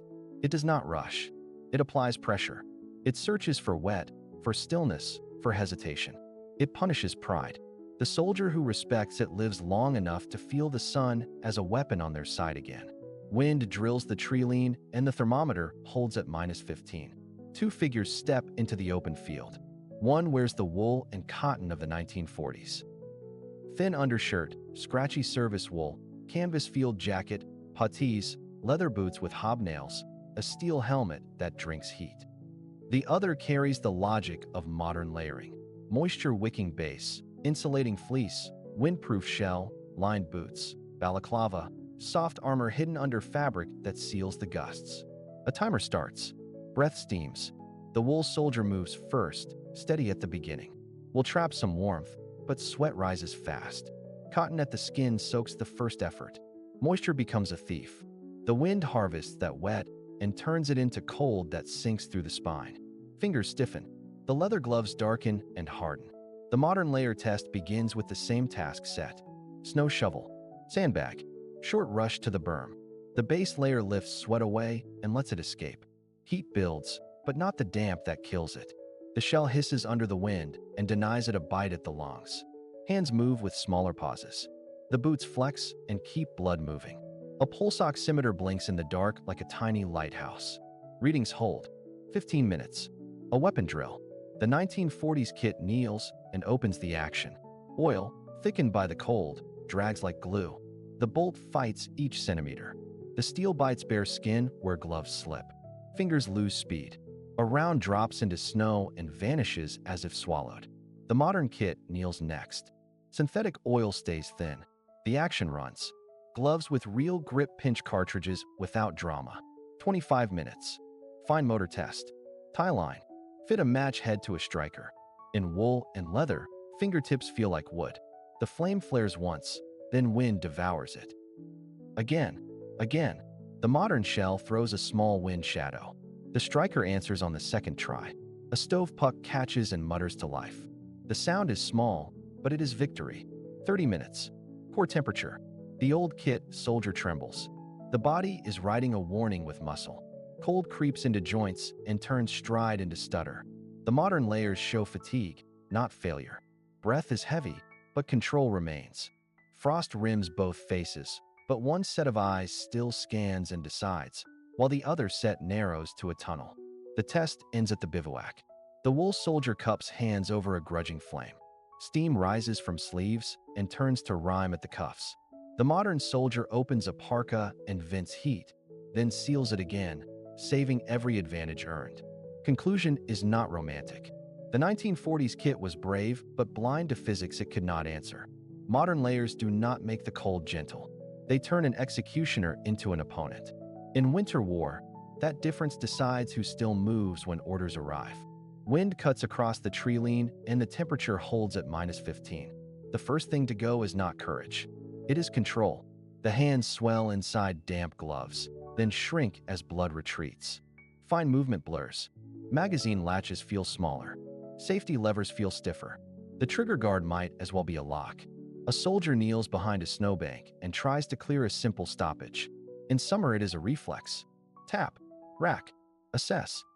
Here every step drags. Fingers do not separate cleanly. Nails scrape metal that bites back. Breath fogs the chamber and crystals bloom on the ejection port. He knows he must keep breathing away from the weapon, but stress wins small battles before the big one has begun. Nerves slow their messages. The glove liner catches on a sight post. The mid is warmer, but clumsy. The glove is precise, but not warm enough. He swaps between them again and again, losing seconds that do not return. The cold turns seconds into casualties. Trigger control is no longer a pressure curve. It is an argument between numb tissue and a steel bow chilled to the bone. The finger cannot feel the wall. It either slaps or freezes. Shots string low and right. The group opens like a wound. He knows the lesson from instructors. Warm hands are accuracy. Accuracy is survival. Pain arrives late, which is the danger. The fingertips yellow, then turn waxy white. That is frostnip. It lies. It promises that numb means fine. Then the ache rises, deep and convincing, a hammer under the nails. He pushes fingers into armpits for 60 slow breaths. Rewarming stings like electricity. He can either ride it or lose the hand for the next hour. He switches tasks. Buddy check. He looks at another man's hands. Pale, rigid, slow to obey. They trade heat with a chemical pack. They swap positions so movement can pump blood through the wrists. They rehearse drills not for speed, but for certainty. Count rounds by touch. Strip a frozen magazine with the palm, not the fingertips. Keep a dry cloth for the bolt face. Never breathe on metal. Never lick a split lip. The cold attacks the mind through the hands. When you cannot trust your grip, you begin to hesitate. When you hesitate, you make noise, you waste motion, you burn calories that you cannot replace. The bivouac is 100 meters away and feels like a mile of broken glass. He forces a reset. Elbows in, shoulders down. Trigger press as a steady climb, not a spike. If the finger will not feel the brake, the eyes must read the sight, and the breath must be the metronome. The shot finally lands where it must. The group tightens. It is not comfort. It is control reclaimed inch by inch. The field teaches without mercy. Hands fail first. Protect them, warm them, train them, or the cold will write the ending for you. Wind scours the ridge and turns every breath into a white veil. The squad halts among firs glazed with rime. The order is simple and unforgiving. Hold the tree lean. Cover the draw. Be ready to fire on the minute. Cold does not bargain with orders. A rifle comes up and the trigger takes the first press like wet clay. Nothing. The bolt handle resists as if welded. Factory oil that once shimmered in summer has congealed into paste. The metal drinks heat from the glove, then from the fingers beneath, and still will not move. The soldier plants the buttstock, levers the handle with his whole arm, and the bolt breaks free with a dull snap that feels expensive. Somewhere inside, a spring that should flex has turned brittle. The action cycles. The round strips. The bolt slams home with a reluctant clack. Lesson 1 lands hard. In this weather, metal obeys a different set of rules. Frost crawls across the rear sight like ground glass. The front post blooms a halo. Do not breathe on the sights. Warm fog turns to ice in a blink. The soldier angles the rifle away from the mouth, counts 5 slow breaths, then wipes the rear notch with the edge of a wool sleeve. Clear enough to aim. Not perfect. Perfect is a summer word. Lubricant is the enemy now. A dry film works where oil fails. Graphite dust rides a toothbrush across rails and lugs. Excess grease gets pushed out with a rag that crackles when bent. The firing pin channel must be clean. Light strikes are silent killers. The soldier strips the bolt with clumsy mittens, then without them, bare fingers sticking for a heartbeat to cold steel. Pain flashes bright. The pin comes free. No sludge. Reassemble. Work the handle 5 times. Listen to the rhythm. Feed. Lock. Extract. Eject. The rifle begins to remember it is a machine. Magazines complain too. Springs that were lively at room temperature sag in the cold. Rounds nosedive on weak tension. The soldier loads 1 less than full, palms each cartridge forward, confirms the top round sits true against the feed lips. The floor plate groans when snapped shut. Good enough. The plan demands a signal at the half hour. A flare will show the position. A shot through a stump will sound like normal firing. The watch ticks under a cuff stiff with ice.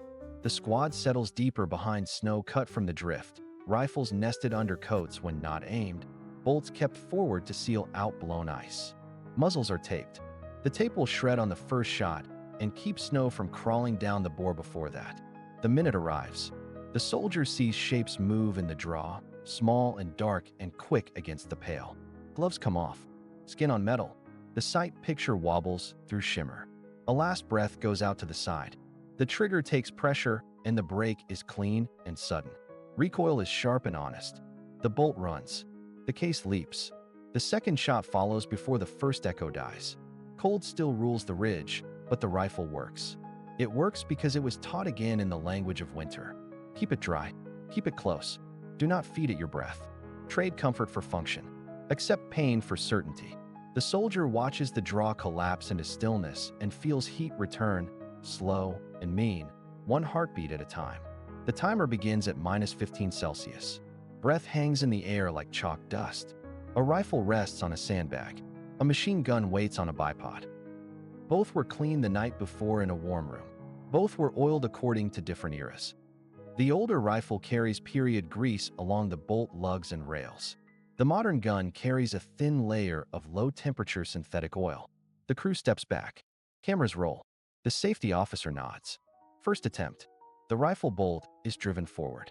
It stops short with a dull, rubbery feel. The handle lifts again, then down harder. The striker finally trips, but the delay is visible in the shooter's eyes. A soft thud answers instead of the expected crack. Light strike. The cartridge comes out with a smear of thickened lube on the primer rim. The clock keeps moving. Immediate action. Wipe, cycle, try again. The bolt rides over a film that now behaves like cold honey. Steel on steel prefers a clean boundary. Instead, it meets a break. Every moving surface drags. Every spring fights a new enemy that no manual lists as hostile. Temperature has raised the viscosity past the limit. The rifle is not broken. It is drowning. Cut to the machine gun. The charging handle is racked. The return is slow. The sear resets, but the bolt closes as if through sand. First burst. One round. Pause. Then two sluggish reports. The rate of fire has collapsed. The buffer feels wooden.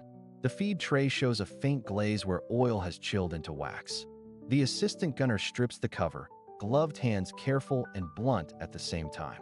In cold, dexterity fails before courage. We reset with control samples. Degreased parts that run nearly dry. A sparing touch of graphite on contact points. The same temperature, the same drill. The rifle now chambers with a crisp metallic snap.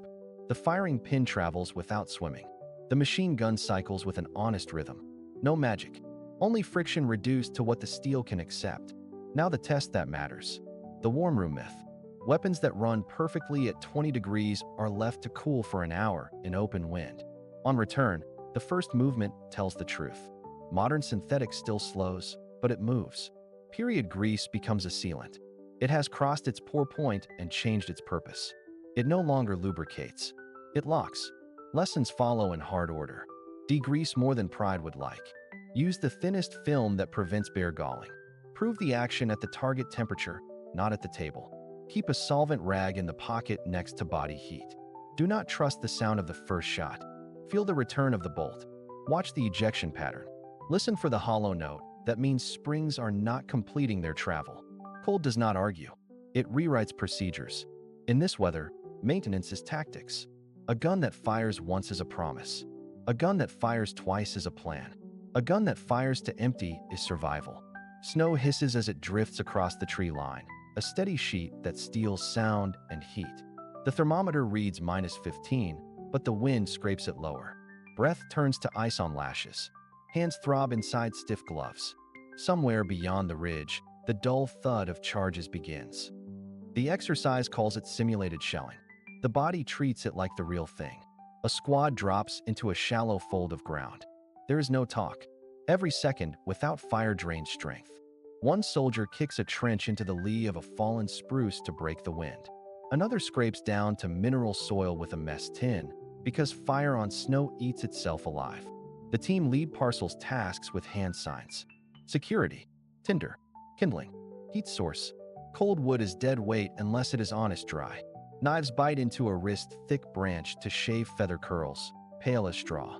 A hatchet frees the dry heartwood inside a split log. Pockets yield a cotton pad matted with petroleum jelly. Someone has birch bark from earlier reconnaissance, rolled and kept inside a jacket to stay warm. It smells of resin and hope. The next thud is closer. Snow dust lifts.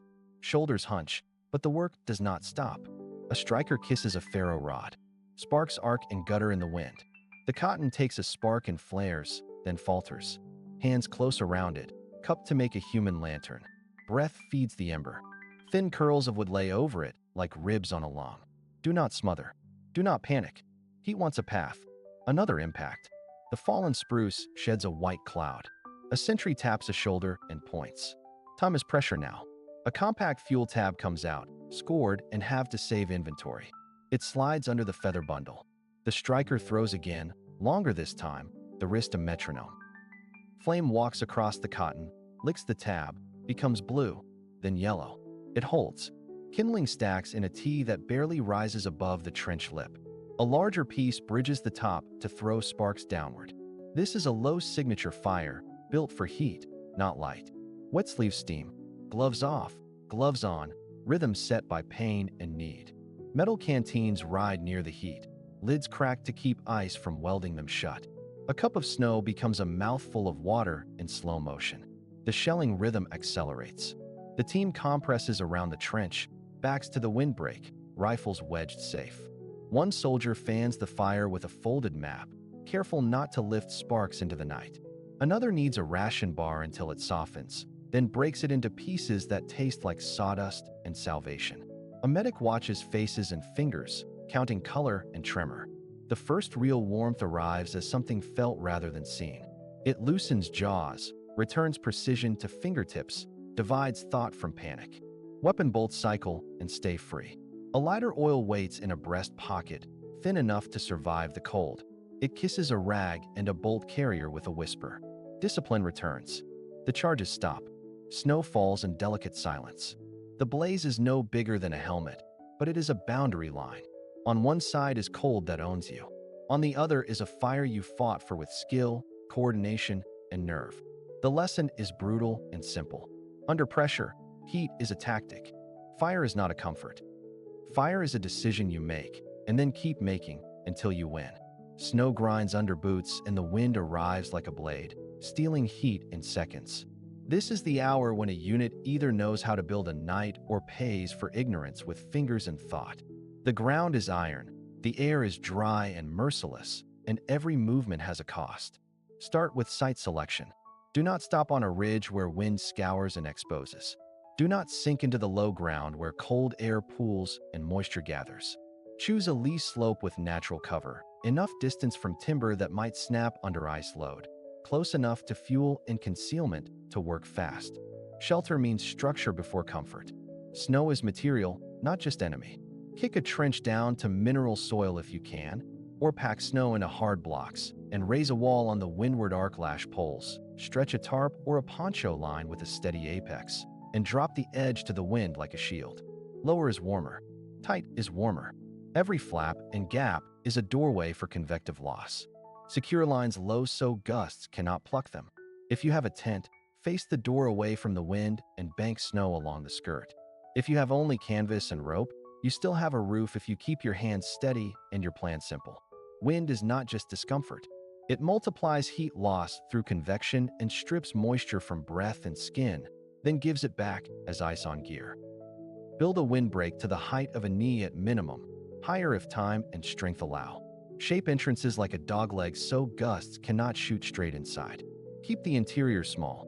Air volume is heat volume you must pay for with calories and fuel. Moisture is the real assassin. Sweat in your base layers will turn to a cold shell the moment effort stops. Work with discipline. Strip a layer before heavy labor. Vent zippers and cuffs. When you finish cutting wood or packing snow, change into a dry layer immediately, even if the air punishes the skin for a minute. Keep socks dry in a sealed bag and rotate them on a schedule. Gloves must have a dry reserve pair, or you will watch dexterity bleed away until a simple knot becomes an impossible task. Heat loss follows 4 roads. Convection from wind. Conduction into the ground. Radiation to the night. Evaporation from damp fabric and breath. Break each road. Insulate the ground first. Pine boughs, brush, foam pad. Even empty ration cartons flattened into layers will buy back degrees that a thicker jacket cannot. Build a small reflective wall behind the fire and a dark backdrop inside the shelter to catch radiant heat. Keep fire small and efficient. A large fire eats fuel, throws sparks, and tricks you into sweating. A small, steady flame paired with windbreak and ground insulation beats a bonfire on frozen earth. Cooking is part of warmth. Hot food is fuel and water is as vital as ammunition. Melt snow only after you lay a base of liquid water in the pot to prevent scorching. Add a pinch of something to seed the melt. Sip steadily. Dehydration hides in cold air and thick layers. Urine should run light, not dark. If it runs dark, you are losing the fight from the inside. Establish a routine or the cold will set one for you. Fire check, shelter check, body check, hands, feet, groin, armpits, face. Buddy eyes on ears and nose for pale patches. Rotate tasks to keep blood moving without flooding layers with sweat. Keep tools inside the shelter or in the snow with handles up so they do not freeze into the ground. Before sleep, stage boots open and liners warm. Loosen laces, never over-tighten. Tight gear strangles circulation and invites frostbite. There is no romance here. There is only discipline, friction, and the slow creep of cold that waits for gaps in planning. Shelter is the first weapon. Wind is the first enemy. Moisture is the silent ally of that enemy. Heat is your mission. Build it, defend it, and carry it through the night. White breath spills into the night as the squad steps from the truck and the cold takes hold like a hand around the throat. Snow squeaks under boots. Fabric stiffens. At -15 degrees Celsius, the world narrows to wind on skin and the pain that rides inside gloves. The objective is simple on paper. Cross the tree line, hold the ridge, survive until dawn. The cold does not read orders. 2 volunteers carry the comparison. One wears layered modern textiles that trap heat and move sweat. The other wears wool, cotton, leather, and steel of an older war. 10 paces in, the test stops being theory. The modern layers brief. The vintage set grows heavy with damp, then hardens. Fingers lose the fine touch first. A canteen cap becomes a puzzle. A buckle becomes a wall. Hands fail before courage does. Trigger discipline degrades as nerves slow and pain blurs the line between safe and lethal. The squad drills dry fire. The click is sluggish. Breath fogs the sights and then freezes there. A mitten brushes ice from metal and steals what heat remains in the fingers. Metal turns into an enemy. Bolts resist. Return springs feel brittle. A sight post gleams with a skim of ice. The armorer lays out a plan on the snow. Work slow. Keep parts in cloth. Warm steel against the body. Accept that every operation costs body heat you will not get back. Oil tells the truth. The wrong lubricant becomes glue. The right one is thin and unforgiving to skin. The squad rubs actions with sparing drops, then cycles them until motion returns. Every drop is a promise that might fail when the wind rises again. The mock bombardment begins. Charges thump in the forest, close enough to shake snow from limbs. Under that pressure, the squad must light a fire. The lesson is not romance. The lesson is speed. One cuts dead twigs, one shields the match from the gust, one feeds tinder, one watches for light discipline. The first flame gutters. The second holds. The fire is small, hard, and alive. Shelter is a geometry problem. Wind eats heat faster than any enemy. The bivouac goes up behind a fold in the ground. Fabric faces away from the gusts. Snow walls grow where the drift is kind. Moisture is the quiet killer. Wet wool is a verdict. The squad strips what can be dried and hangs it near the ember line. Pride has no place here. Only procedure. Calories or collapse. Rations, fat, and fueling the furnace lost. Now the body becomes a stove. Without fuel, the mind turns slow and hope turns brittle. Fat is heat. Carbohydrates are speed. Protein is repair.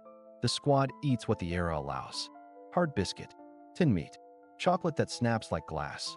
Hot broth brings hands back from the edge. There is no feast. There is only the math of survival. Feet decide the march. Socks rotate like ammunition. Skin is checked by touch and by smell. Numbness is not a sign of toughness. Numbness is a warning. Laces freeze. Toes swell. The earth is iron. A step that slips can end an operation. Snow changes tactics. Sound travels. Light betrays. Movement becomes a story told by 1,000 prints. The patrol moves slow, breaks trail, circles back to confuse, then settles into the shape of the terrain. Night magnifies every error. Silence is the only ally that grows stronger with the cold. Dawn edges in without warmth. Weapons cycle. Fire dies to coals. The ridge holds. No metals wait here. The squad has learned what the cold decides. It decides who planned, who adapted, and who respected a foe that never tires. The report will list distances and times, but the truth is simpler. In winter, the strongest weapon is discipline, and the strongest enemy is the loss of heat.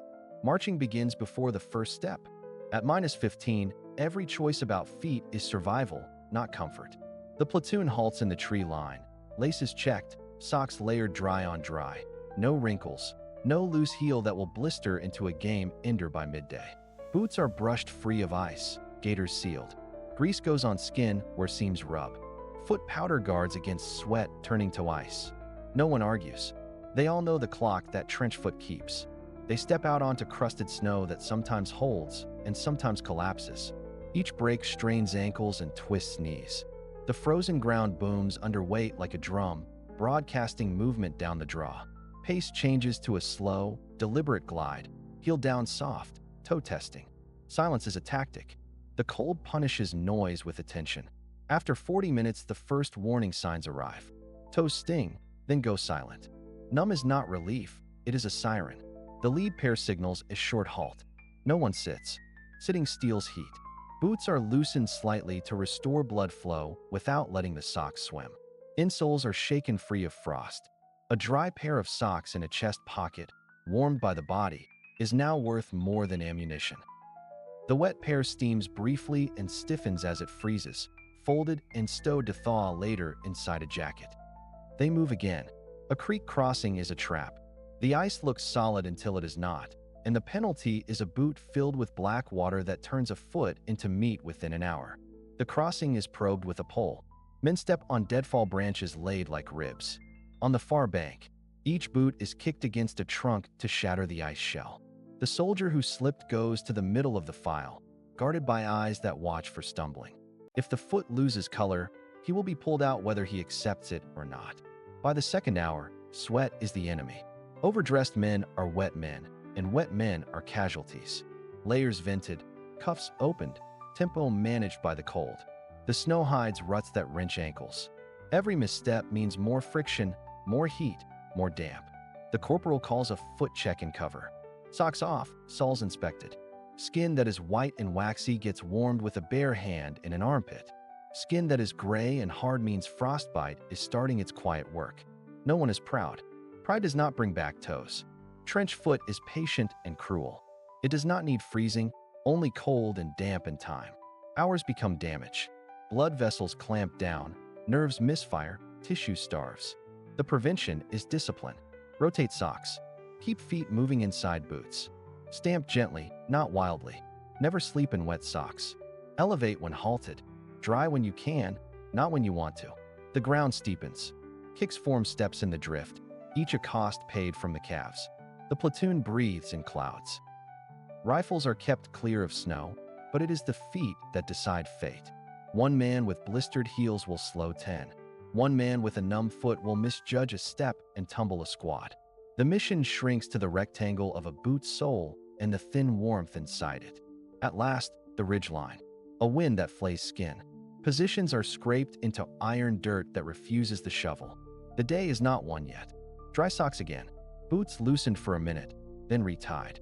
A candle in a kin warms nothing but morale, yet morale warms decisions, and decisions keep feet intact.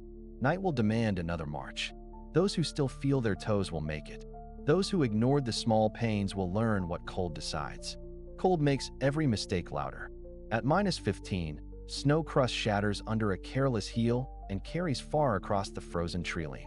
The patrol moves in staggered file along a shallow draw, men spaced at 5 meters, each step placed in the leader's print to cut noise. Webbing is taped, buckles wrapped, bayonets lashed tight. Metal on metal is death at night. Breath steams into white flags, so they angle chins down and breathe through cloth to keep the plume low. Movement rides the wind. When the gust rises through the pines, they move. When it dies, they freeze. Knees bend, weight settles, no leather creak, no sling rattle. The point man tests each step with the outside edge of the boot, rolling forward, listening for the telltale squeal of dry snow. The second counts paces on beads and drifts the formation gently left to hold the azimuth. Red filters are hooded by the palm for a 3-second map glance, then darkness returns. Watches are taped to kill shine. Faces are rubbed with soot from the last fire to break the pale mask of skin. Visibility is a trick of angles. They avoid sky lining on ridges and crawl the shadow side of a low stone wall, using snow drifts as cover. The moon lifts and turns the field into hard glass. White smocks flatten their shape, but it is posture that keeps them unseen. They become rocks when the field is open, saplings when the path narrows, stumps when the flare cracks overhead. Flare drill is automatic. Faces down. One knee. Rifles angled into the snow to hide reflections. Count to 8. Move only when the light fades. Sound discipline shapes tactics. Hand signals replace speech. Halt, listen, move. Each halt is 60 seconds of absolute silence. Far to the east, a truck changes gears and echoes along the river ice.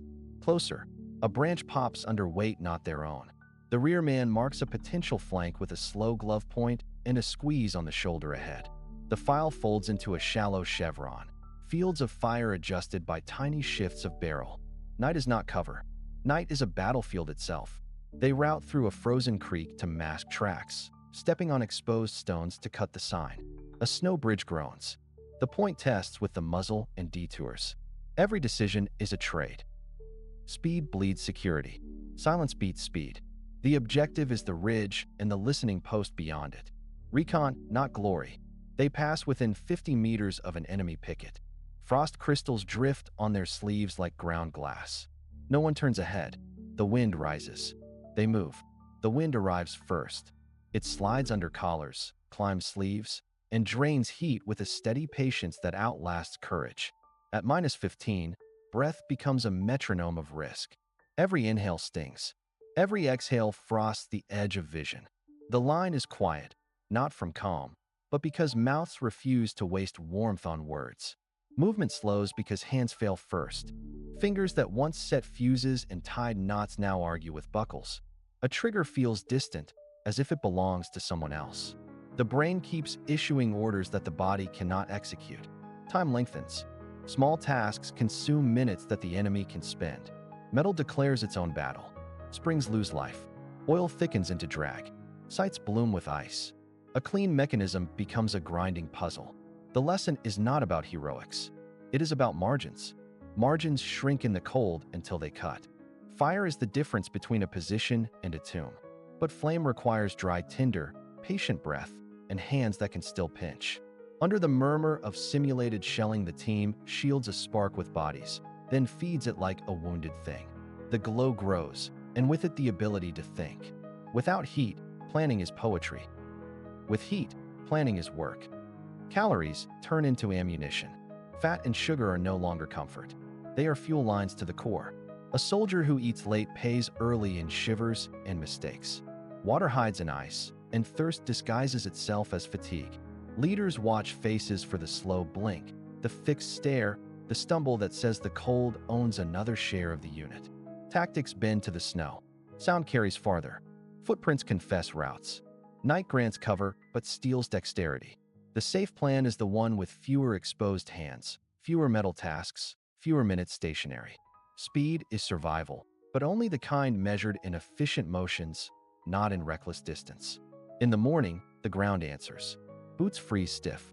Straps bite. A man stands and feels age land on his back. And yet the unit moves. Not because of slogans, but because the enemy suffers the same math. Victory in this weather belongs to whoever spends less life on each step. The cold does not break lines with drama. It erodes them.